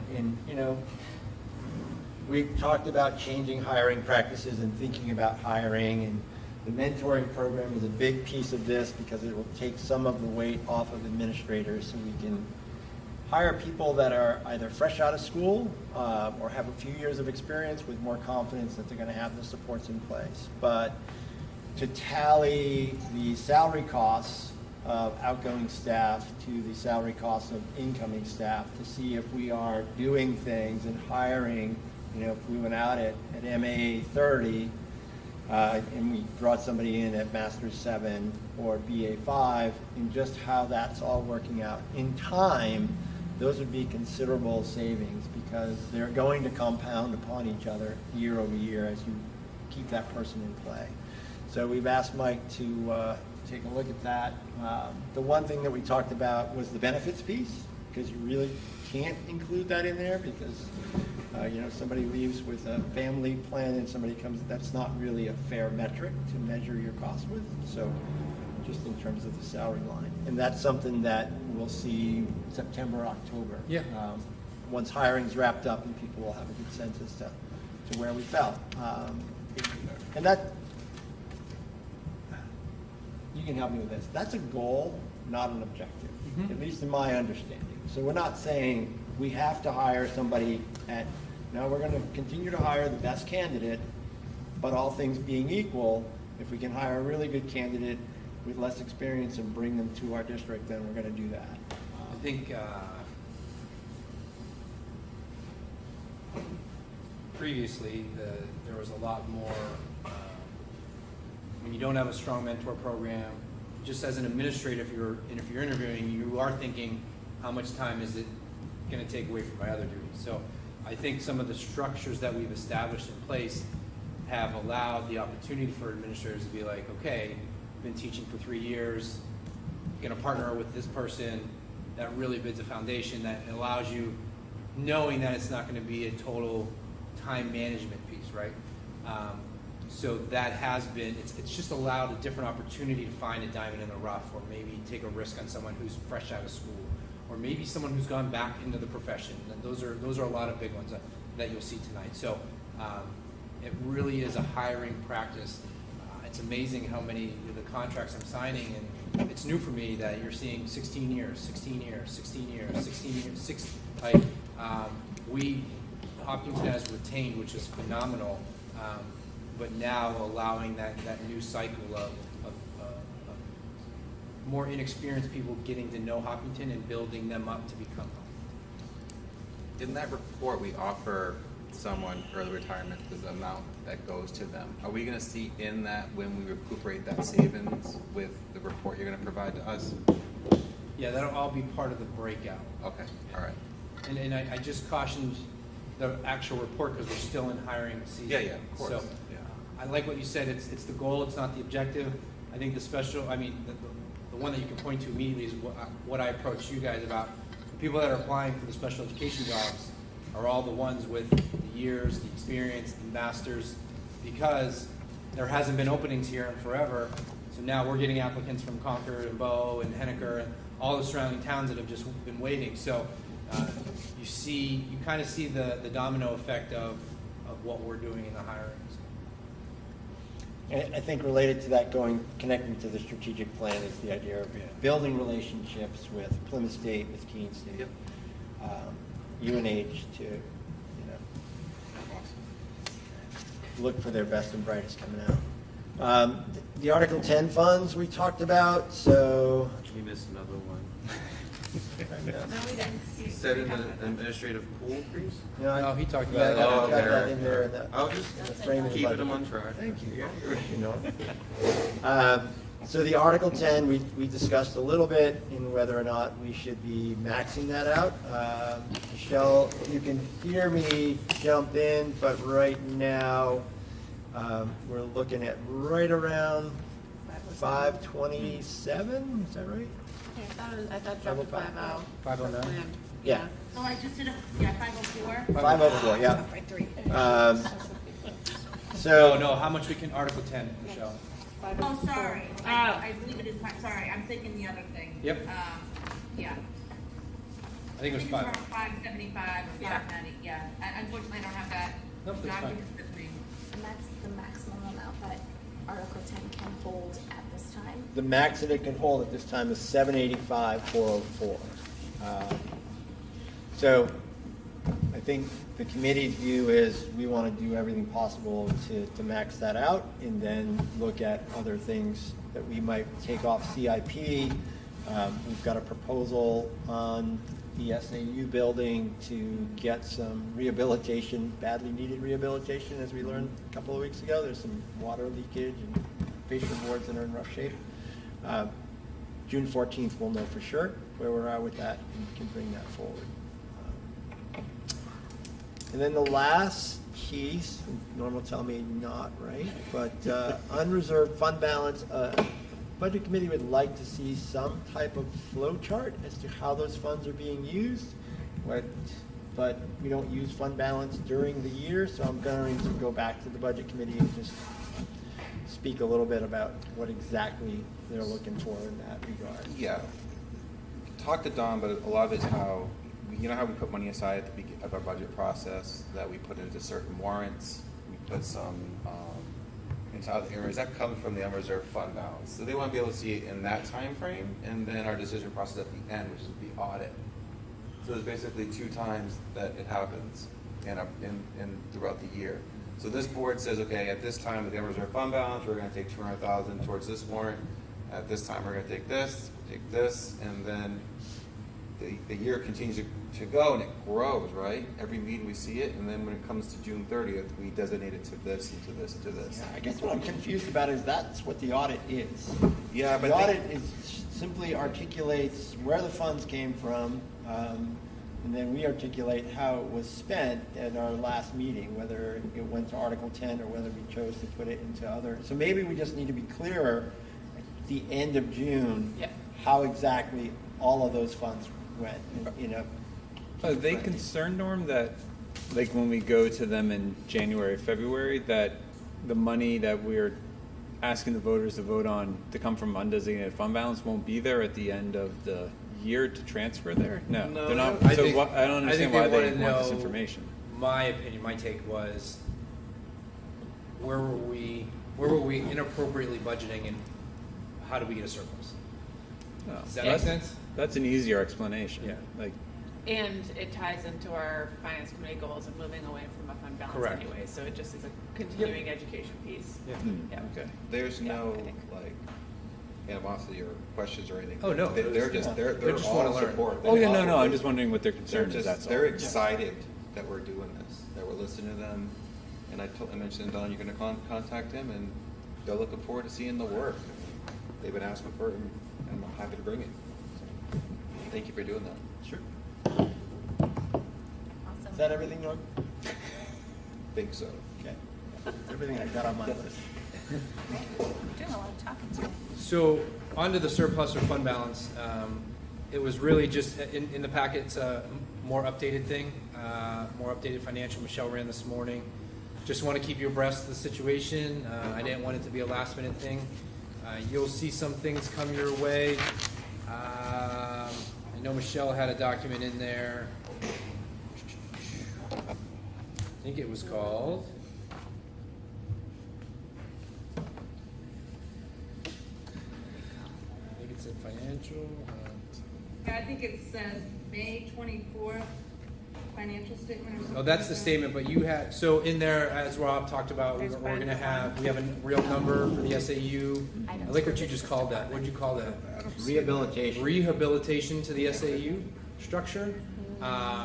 You will see some ground stuff her come BA, back. her You'll BA list. see a generator maybe come back.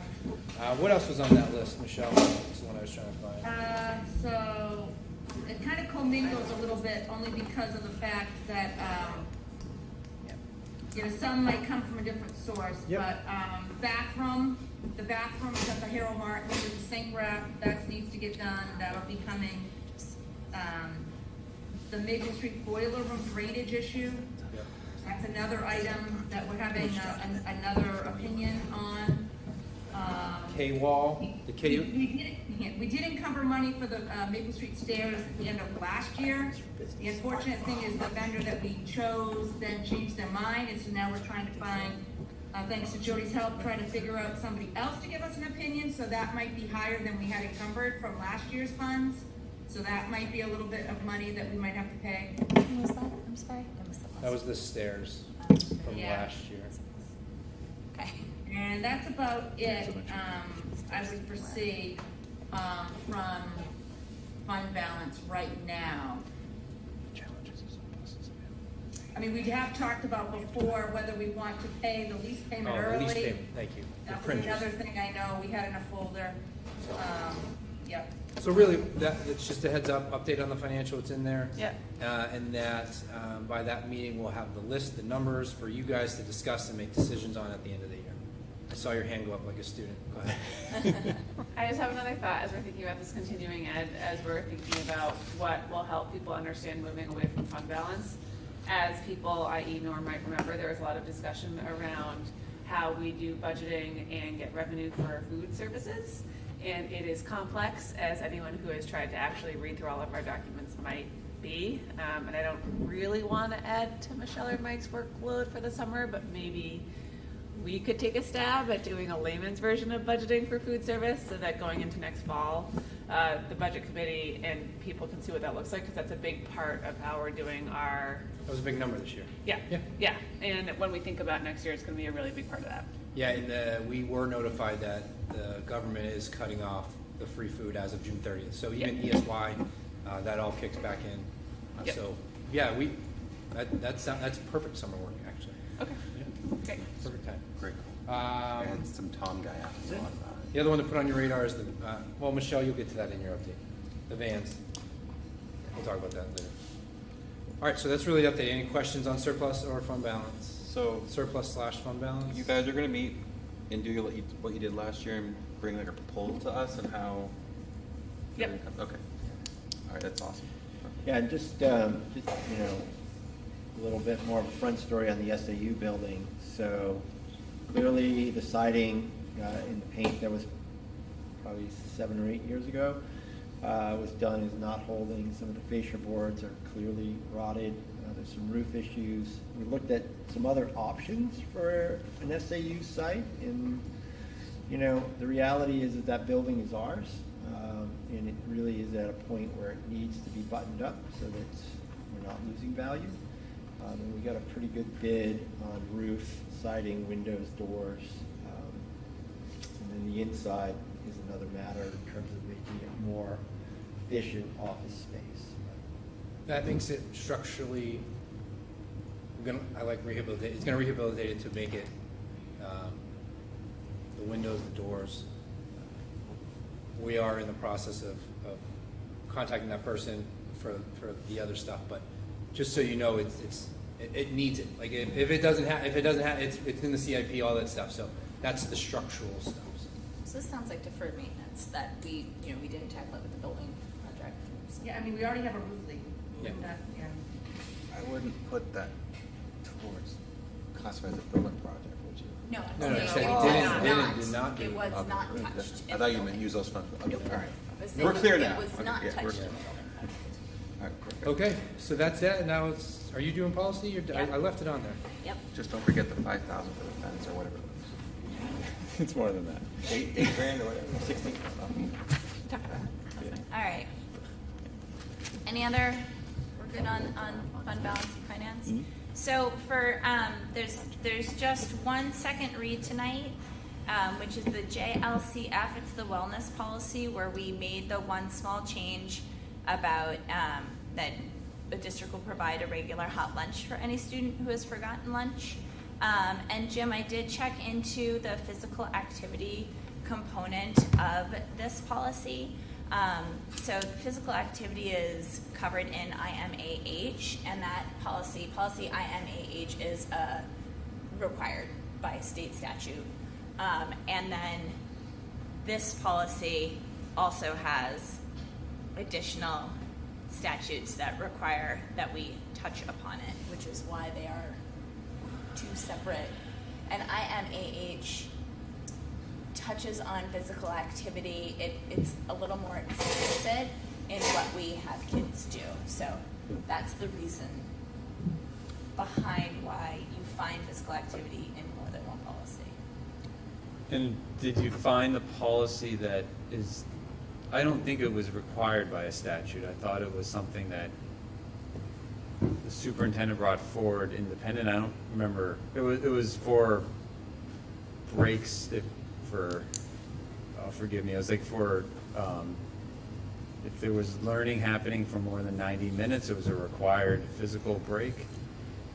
I did not find that policy. This was, oh, no, yes, this is in it. So in IMAH, there was, it's under the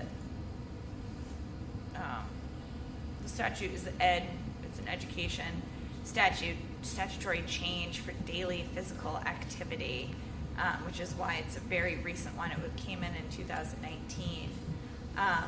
And from everything that I could find, and I went through the New Hampshire School Board Association through their policy database, was that is a required.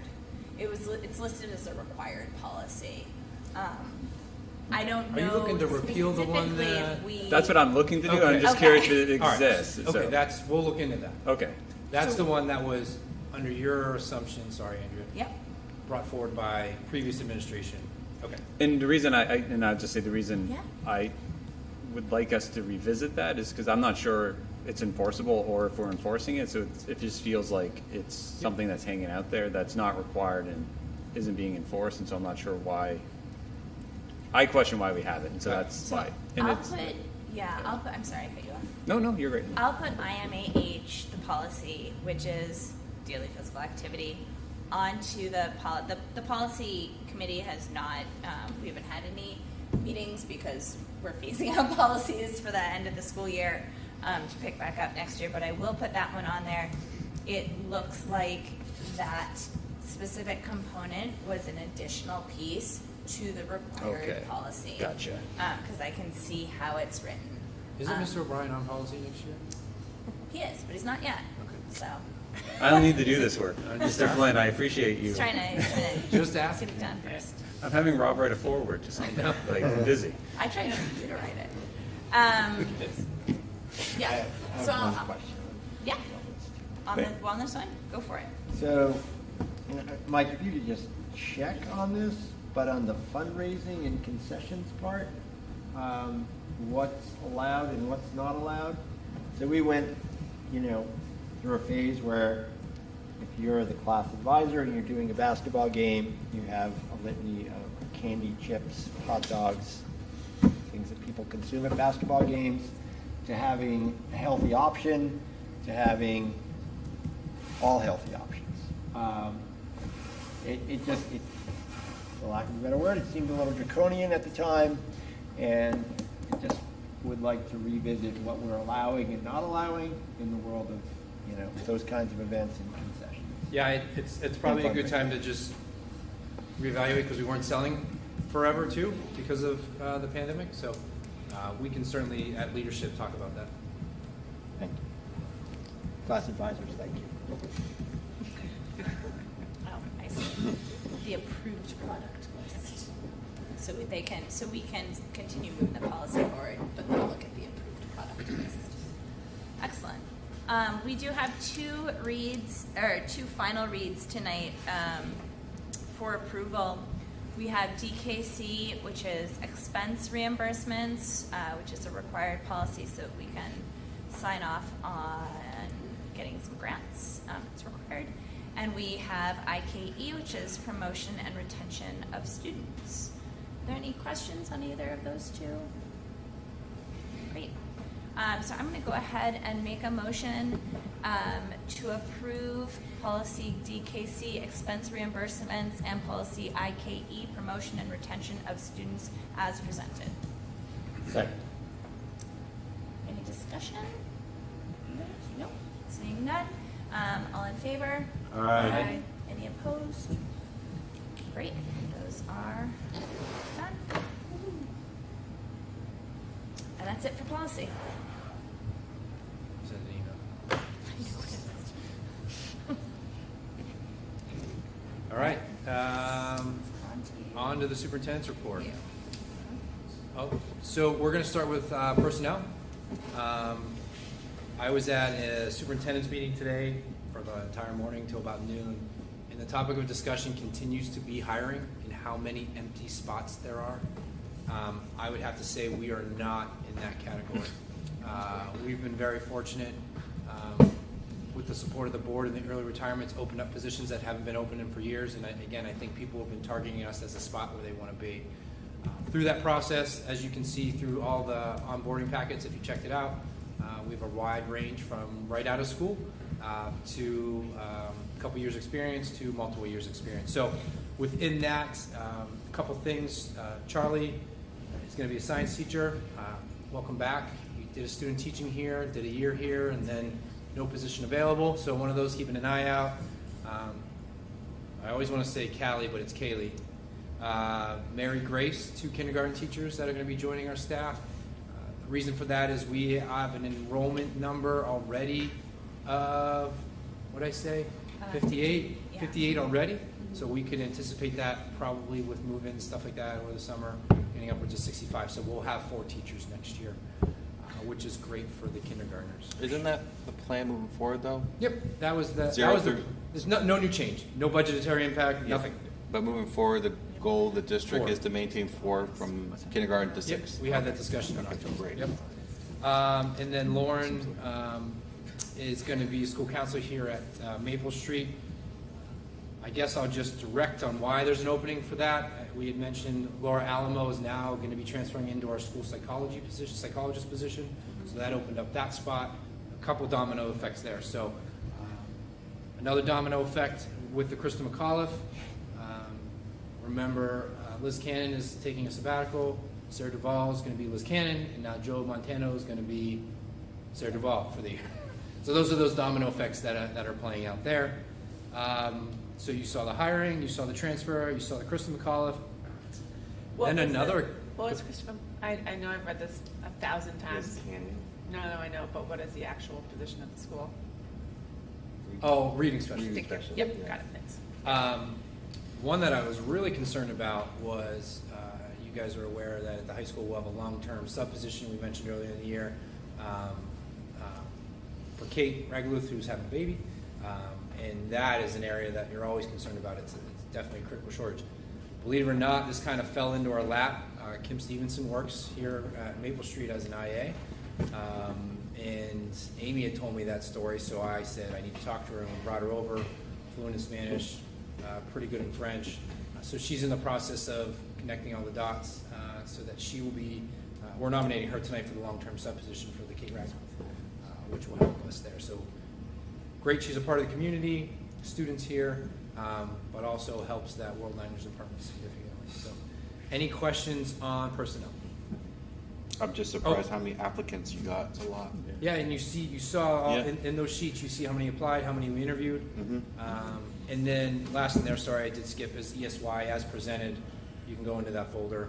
That's extended school year. But I think when Mandy was here a couple weeks ago, she was nervous, and now we're fully staffed. So again, we are in great shape for personnel. Any questions on that? Just to Norm's point, just a lot of applications, lower elementary school, high school science. 3. Yep. So there are areas in which there's a whole lot of folks, and there are areas where there's just not many. And that also speaks to that whole, sometimes you have to pull the trigger where you have to pull the trigger. Yeah, especially it's typically the lower side too. And welcome back, Charlie. Yeah. Great. Okay, moving forward, let's stick with personnel, kind of. An update on the principal search. It was really interesting when I met with you on May 3rd. Bill's retiring after all the great years of service, and Amy got a promotion at Merrimack, which is, I'm so excited for both of them. So that opened up 2 spots, and we were really talking about, do we do a committee because it's a short timeline, do you do a committee for each building? Do you do a joint committee? So we settled on a building, committee for each building, and I'm ecstatic that we did. because we had, let's say 18 applicants, I think it was around there, and there was a lot of overlap. And what was interesting is the screening process of the committees narrowed it down to 4 interviews for each building, and there was only one overlap. So it goes to show you the personality of each building, the personality of the people. And so the interviews happened last Thursday and Friday for each building, and then they nominated 2 to move forward to the next round. Tomorrow, at both buildings, the candidates will be doing walkthroughs, informal meet and greets. Anyone that wasn't on the committee can ask the candidates questions, and then they will transition from that walkthrough over to the SAU to interview with Mandy, Michelle, myself, Rob, and Andrew. So we have representatives of all people at multiple levels. After, again, reiterating the same process we've done from Jake to the science teachers to, I don't know anything about the candidates. They didn't rank them for us. They didn't give me any of their notes. They get nominated, they move forward to us. We ask totally different questions, right? Lenses from leadership, professional development, how to handle disgruntled parents, different lenses than how would you be an instructional leader in school. After that, our committee compares notes with their chair committee, and then we have discussion on who the selection would be. So pretty excited about tomorrow. Any questions on the principal interview update? So we should have nominations for the June meeting. Is that right? Yes. Yes. Possibly sooner if we move on having an extra meeting, so that we can lock those candidates in. Great. Does that make sense? Yeah, and if an additional meeting is required, it would be May 31st. Right. So we're And it would be here. right here. Great. So it would be, it's not a special meeting, it's just an additional meeting. And it would be any other agenda items we felt necessary. So, any questions on that? Okay. Juliet, I wanted to echo her sentiment. We have a lot of end of year events happening, but more specifically, I said it repeatedly this year that Hopkinton isn't normal, and one of those things is student behavior. Not one issue coming from the trip. Again, things I'm not used to. So it just goes to show the parents and the community and the students and the chaperones you had a blast, right? It was really Perfect weather, water, chilly. Yeah, but it was hot enough out there. That was good, yeah. So we have a lot of things going on here at the end of the year. Keep an eye out. Student awards, graduation. I know tonight's 9 through 11 awards. Another thing we'll work on next year is ceremonies and events not happening on board meeting nights.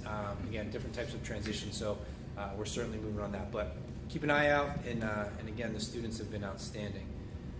Throw another pitch out there for the retirement dinner. Any former staff, former board members, former employees that are interested. We're upwards of 60, almost 70 people that are going to come and celebrate those retirees. Looking forward to that evening for sure. Please get in touch with Jody if you might be interested in that. The building project, we had just a couple more things out there. I met with BPS today, did a walkthrough with Mr. Kelly. Everything is looking really good. So that's an update for you, Norm. Everything is definitely has been done, and we're down to maybe 3 things. So that's a great thing. I want to go next to Hmhs Finals. Parents that have high schoolers and middle schoolers have already received, but will continue to receive notifications from Mr. Kelly. Different lens from my point of view coming on board. I asked a lot of questions on why we were doing certain things, why were seniors in the building. So we made some adjustments to the end of the year when seniors are having finals the week before the last week of school. Middle schoolers have a field trip on the last week of school, and then Friday's an early dismissal anyways.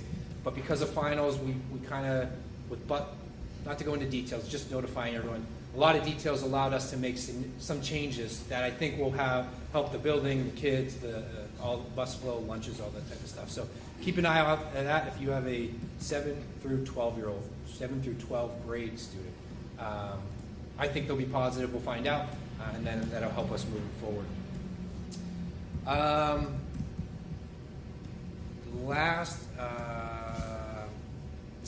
Last thing, and that's why I've kind of been distracted on my phone here, is what happened today in Texas. I don't know how many people are paying attention. Another school shooting. I I reiterated to my admin team after the Buffalo event, which was a couple weeks, that we take every report serious, any inclination serious. We deem everything serious until we investigate it to not being serious. This one that's occurring today, it's playing out. I've been texting Chief Hennessy. I'm going to connect with him after this meeting, make sure things are in place. The sad part about our profession is a lot of it's reactionary, but it's not intended to be. We have everything in place, our locked entrances, our safety, but I just want to reiterate to the community and to the board that this has been a priority of ours all year long. We've refocused on drills starting in January, really brought everyone back onto what happens and what occurs. It's not something that we take lightly. I just need to continue to reiterate that we don't take that lightly. And our administrative team has done a phenomenal job of talking about it, handling it, and that's what I was texting with Bill, Amy, and Chris on, all right, what are we doing tomorrow morning? There's going to be students that are probably might be in crisis, might be nervous. Parents are going to be calling, so a lot of our contingency plans are kicking into place tonight. We'll communicate with staff, all those things. So that's kind of why I've been working on the side there on those types of things. So I just need to reiterate that we take everything seriously. So. Thank you. On to that, I will pass to Michelle. Good evening, everybody. Sorry I wasn't able to be there, but there's a bunch of stuff in the drive for you guys. The first thing we'll talk about is donations. So there was one donation we're receiving that's under the amount that needs to be approved by the board, and that's thanks to Project Graduation is giving $400 for decorations for graduation. The other three do require board approval. Two are from Hopkinton PTA. One of the amounts is $730 for the 8th grade Canby Lake Park field trip. The other is $880 for the 5th grade camp. Somebody help me. I think it's Calumet. It's Calumet. There you go. Thank you. I'd never heard this camp before, so and it's kind of it's got a lot of words in it, so letters in it. So field trip, that's for that. The last amount is $610.34 from the Hopkinton Public Schools Foundation, and they are they're doing the programs for graduation, which also is going to be a mechanism for them. They don't do really any advertising and stuff. So it's kind of like another form of them being able to give awareness, to get the word out for people to donate so that they can do good things like they're already doing. So thank you to everybody that did give us some money for that.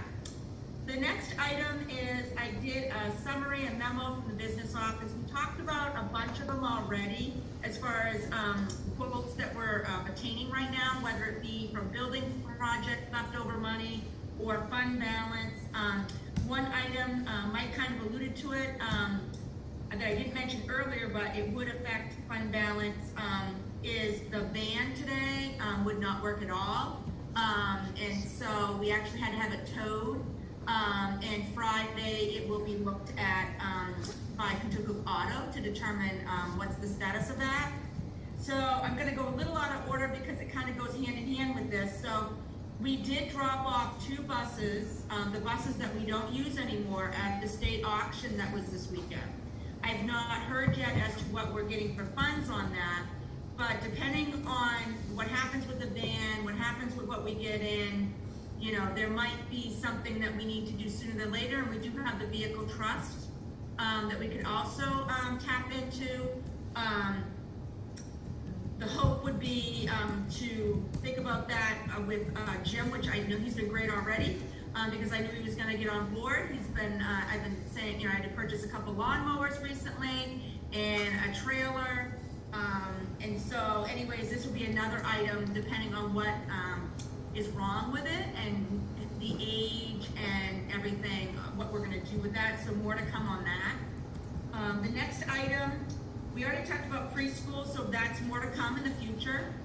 We'll go to Finance Committee back with that. We are looking for the board to approve the food service pricing for 22-23. So every year there's a memo in the drive, as well as I kind of give a snapshot of the pricing in my summary document. We need to, except for we didn't do this last year because of COVID, but we need to evaluate it. It's called the PLE tool. It's required by the state. We need to determine, are we charging enough money for the lunch? But there is a sweet spot, right? So we don't want to go way crazy and charge, way too much, because then our volume is going to go down, and then we're going to have other issues. So we are looking to increase the pricing, not significantly at all. The milk would be no change at all. The breakfast for elementary would go up 10 cents, and the adults for elementary would go up 10 cents. The breakfast for secondary would go up 15 cents, and adult pricing for that same area would be 15 cents. And then lunch, elementary would be going up 25 cents for both the full price student and the full price adult. And then 25 cents for the secondary for full-time student, and then the adult pricing as well. So that is the item in there. The next item on my document is and the last one.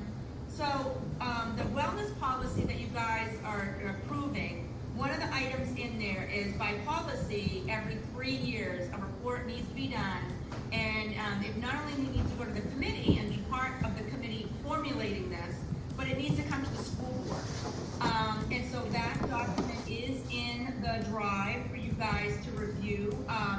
The policy does not say approval needed, but I'd love to have any feedback or not, but these are wellness initiatives that we have done over the last 3 years, keeping in mind that part of the 3 years we were in COVID for some of it. So we did quite a bit though, even though, which is great, because as we all know, wellness is a very important part of not only our staff, but our students. But I'd be happy to answer any questions if there are any. Yeah, Dulcie has a question. I have questions on the wellness report. So there are a few things that I know we talked about over the last year that I don't know if they're implemented yet, but I figured I'd just flag them in case they were and they just weren't included. But there's the BITS program that came from the Hopkinton Public Schools. I think that might be starting next fall, but otherwise I think that's an outstanding aspect of wellness that could be included here. There's also the suicide or self-harm prevention plan that Chris talked about either 2 meetings ago or 3 meetings ago, and I know that might be more reactionary than proactive wellness, but I thought that was worth flagging here, just because I thought that was very well done, very thoughtful, and it's good that it's documented.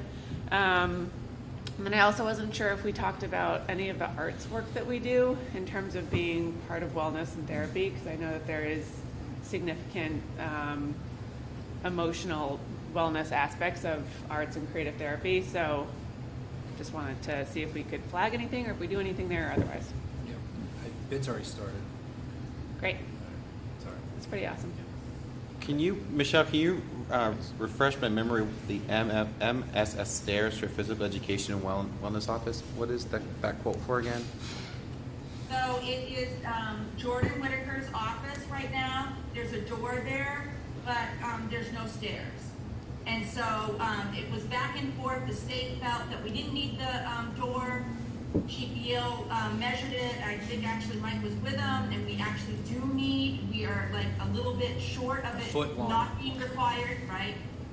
So last year we knew about the stairs, and we encumbered the money based on the quote that we got for our stairs of the SAU and that. But that company, when they came out with the final measurements, like, we can't do this. And so for whatever reason, I don't know, and so that's why we're trying to get somebody, because obviously we need to do this. So it's a priority. It definitely is a priority. It has to get done. We're not going to stop until we find somebody, because it's a required thing. My last question is, how are you with the bid process? Are you still having problems with people bidding? I mean, I know we waived a couple and stuff, but how's it going? So the only bid that's come in since, but we're not doing any action on it yet, ironically, is the computer bid, which we never usually have a problem with computer technology bids. So that one we didn't, but definitely on the facility side, I mean, Jody, I have her working on getting a hold of companies that you guys did waive the bid policy, and she can tell you firsthand that she's even had a problem reaching out to a few locals on some of these things, and they're not just getting back to us. Now we're trying to go to a different local, or, you know, a different company. So it is still an issue. Thank you. I have one more thing on wellness. We also, and I defer to everyone who works at the schools and Rob, but peer outreach used to do a lot of peer wellness work, and so I didn't know if we wanted to talk about that coming from the students and as well as the faculty support that happens there, because it was a great club when I was in school, and I know they still do a lot, and they were advertising inside the high school. Michelle, when's the last time this report was put together? Like 2 years ago. So I actually did this maybe a month ago. I actually asked each principal. No, I know that. Previous to this. It would have been the 3, you know, 3 years the ago. end date was 19, and Okay. so. I'm saying pre-COVID. It's Mike. Yes. Yes. Yes, sorry. Okay. Yes. Okay. We'll make And edits and add it. Yep. Yeah, just look at there's a yoga club, there's all sorts of cool stuff. Yep. That's true. That's nice to reflect it. Okay, I'm done. That's great. Excellent. Is that everything, Michelle? That is everything. If you guys have everything and you don't mind, I'm gonna sign off. Do we need to vote separately on the donations, or can those be part of the they're part of the consent agenda? Yep, you could do that, yep, as part of the consent. Great. Does anyone have any final questions for Michelle before she's going to leave us? Negative. You are free to go. Thank you so much. Enjoy your Thank you conference. guys, All right. and thanks again for hiring Jim. He'll be a great addition. So thank you. See you. All right. So with that, we've made it to public comment. Well, we guys We need have to vote gotta on do the vote consent first. agenda. Oh, it's okay. I'm skipping our consent agenda. That, I would With ask that, for yes, is there a anything motion to else? approve consent agenda for this evening. Okay, I will move. So moved. Second. Any discussion? Just want to commend Mike and his team on the hiring. It's great to see, so, Yeah, I agree. I think it's a game changer for the district. yeah. It's something you guys have not ever had, and it literally will, the people that were on the first level of interview committee, you saw who those representatives were. That's great. The return on investment in a single year will outweigh. So, thank you. Great. All right. There's no further discussion. All in favor? Aye. Aye. Any opposed? All right. Consent agenda passes. Now we're on to public comment. Are we looking at our sheet? No one signed in? Jen, just come right up. No problem. If you can just state your name and address for the minutes, that'd be great. Yep.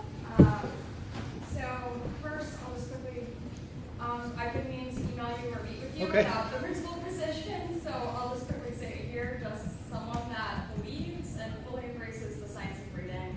There's a lot of great people, like, getting even better and better at their jobs each year, and I just want that to continue.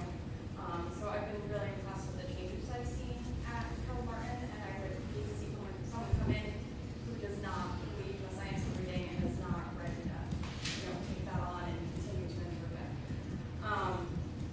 So then on to the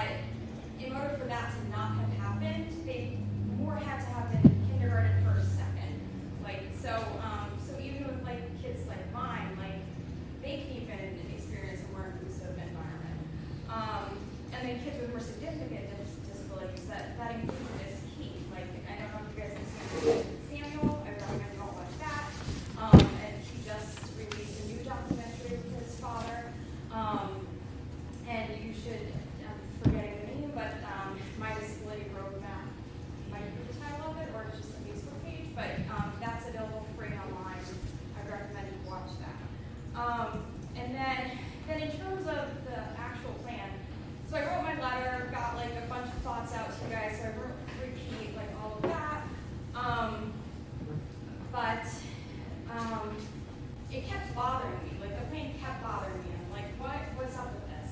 So I looked at it again, and I looked at it, and I realized that I didn't even really look at the goals and objectives very closely. And then I realized they're not measurable. Like even though this is a macro plan, we need something to measure success. So there's no way to measure success the way this plan is written. And as a parent of 4 kids, one who's only 3 years old and is not going to enter, kindergarten for another 2 years, we've got 2 more years left of preschool. Like I need this plan to be a strong plan. Like we need a date. Like when are those goals going to be met? Like it wasn't until St. pointed out, like, we're going to look at this in a year that I realized, oh, maybe the goals are only written for a year. But I didn't know that as a reader. Is this 1 year? Is it 5 years? It's a 5-year plan. So, like, I would like to see a plan that has, your 5-year goal, and then, because it's a 5-year plan, you should have a 5-year goal that is measurable, and then you break it down from there. There's short-term goals that are measurable. If you ask any of your special ed teachers here or related service providers here how to write a goal that is measurable, they will tell you, like, you need a measurable goal. Every child in this school that has an IEP has multiple measurable goals. There's no reason that our 5-year strategic plan should not have measurable goals, like, and measure success. Like, we're getting a curriculum director. That's amazing. I'm happy that he's being spent on that. But how are you going to show the community this is of value? Like, so anyway, so I just really begging you guys not to approve this plan until it is improved. Like, it is improved. It needs to be improved. Like, this can't be it. Like, I want you guys, if the committee has to go back, if you have to go back to the guy you guys hired to consult on it, like, you've got to do it. Like, it's a 5-year plan, it matters. So yeah, that's it. Thank you. Okay, thank you. All right. Anyone else? Yep.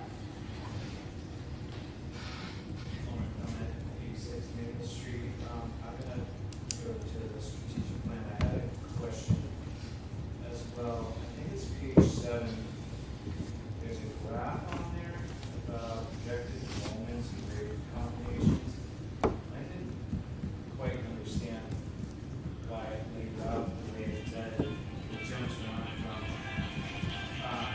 from K through 3, 4 through 6, K through 6, pre-K through 3, pre-K through 6, pre-K through 8, 7 through 8, 7 through 12, and then it says HS.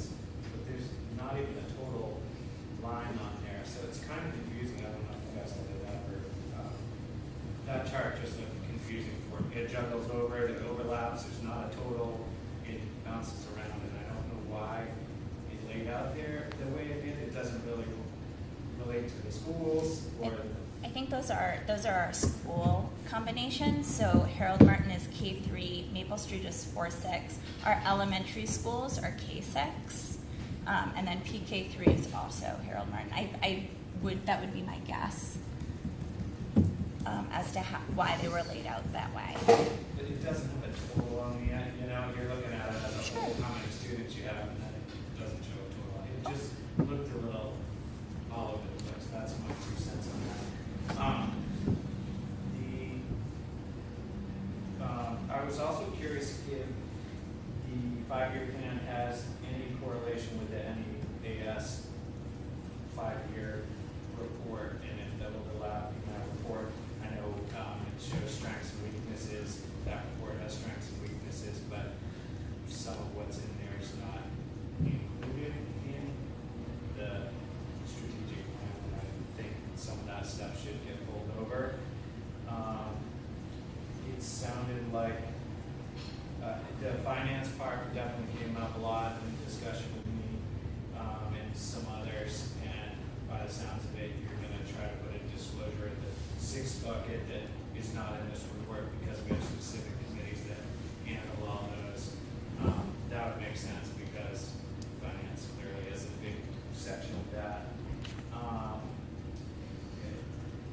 There is an updated draft. I'm wondering if that's going to get shot out to the public. I know you said it just launched and it's not out there yet. And then I'm also curious if, I don't think you closed discussion on this tonight. Is this going to be open for more comments from the public? Sound like only 3 people jumped in.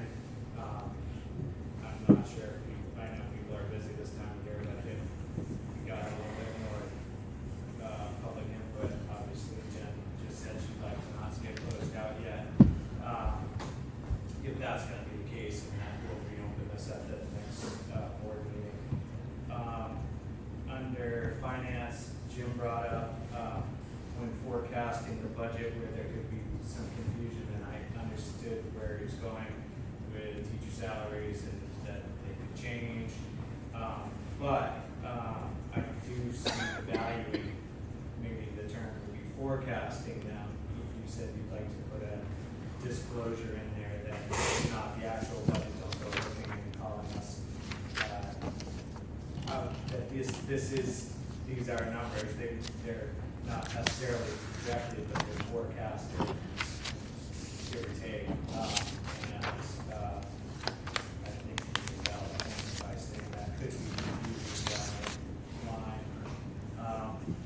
Another thing that I didn't hear in the finance, whether if you could forecast what projections you would put in trust funds, because we opened several of those, and I don't know if you would even know how to forecast them ahead of time. I mean, I guess you could try, or I don't know if that's a set that you're going to dump X amount into these So buckets every year. I'll just give it quick.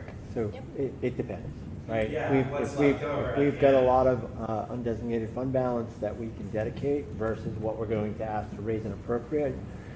We know we want each of those trust funds to be at a manageable level that allows us to respond to crisis or things that are coming up. So difficult to forecast. I think I think we can have a discussion about the amount of money that we want in each of those as a forecast, but how much we would need to put in it versus what we'd be able to draw and what we would need to raise and appropriate. So. Yeah, I guess year over year, if you drew off of it, you might want to put more into it. Right. I see there's variables there, but I didn't hear that mentioned, and I didn't know if when you're looking at a forecast, that's something that, again, would be projections. They obviously can change, they're just projections, but on an overall,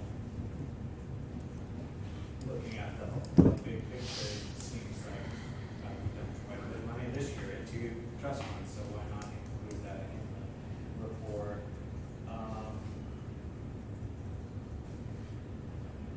I think that's it for me, but I was curious if you guys are thinking that this strategic plan is not going to close, and that if the public's out there and want to put some more into it, we still have opportunity before it closes for like a year cycle. I mean, the public can always bring any input, both for the strategic plan or anything else, and it's been open for input since January with a variety of surveys, and the email address has been open. So if folks would like to share something with us, they're more than welcome. And we talked about revisiting that on June 14th, Yes. right? So, Yeah. So we'll revisit the strategic plan on June 14th, so you have a couple weeks.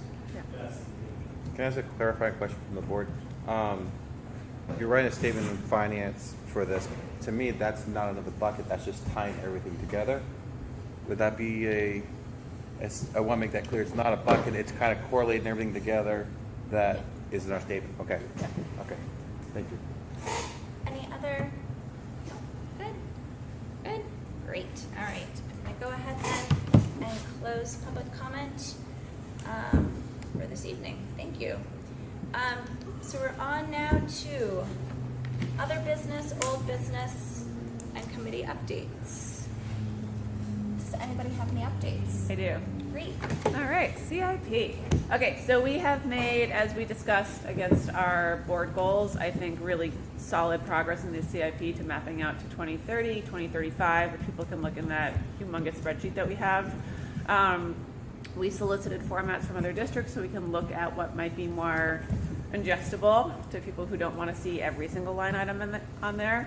And Rob and I will have a format that'll be ready to go for the June 14th meeting that will provide sort of 3 tranches of time of 2022 to 2025, 25 to 27, and 27 to 30, and 30 plus.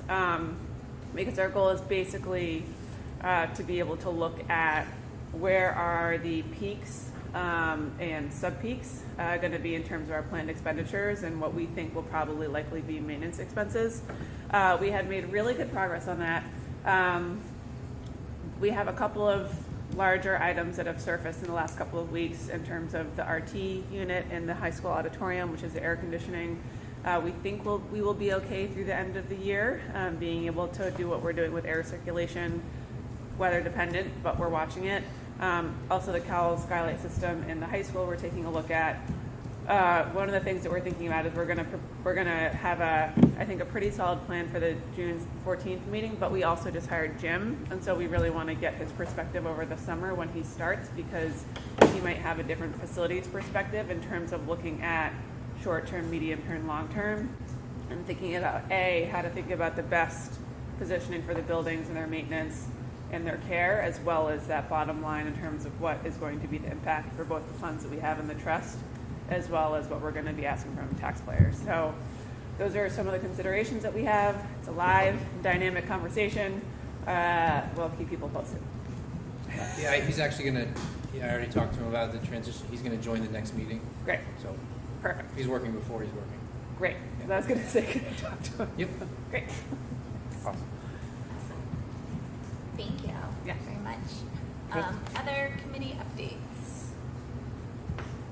Can I ask a quick question? Yep. Are you going to be here at our next meeting or so? Just Yeah, I think so. Okay, we just wanted to make sure we Yeah. can. Okay. You can't just sneak out of here. Yeah, we just want to make sure. We would like to Thank you. celebrate you.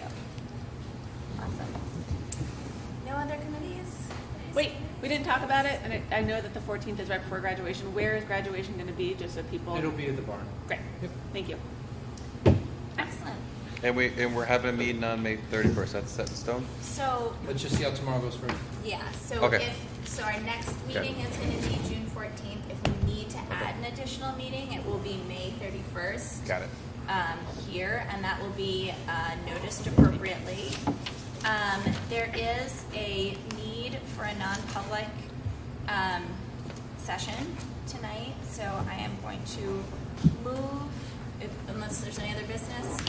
Good, great. I'm going to make the motion for us to move to non-public under RSA 91A:3, 2, and we need it for A, personnel, and C, reputation. Oh my gosh, You'll what get it. left my brain.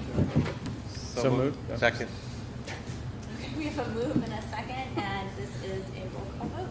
Yes? Yes. Yes. Yes. Yes. So thank you everyone for joining us this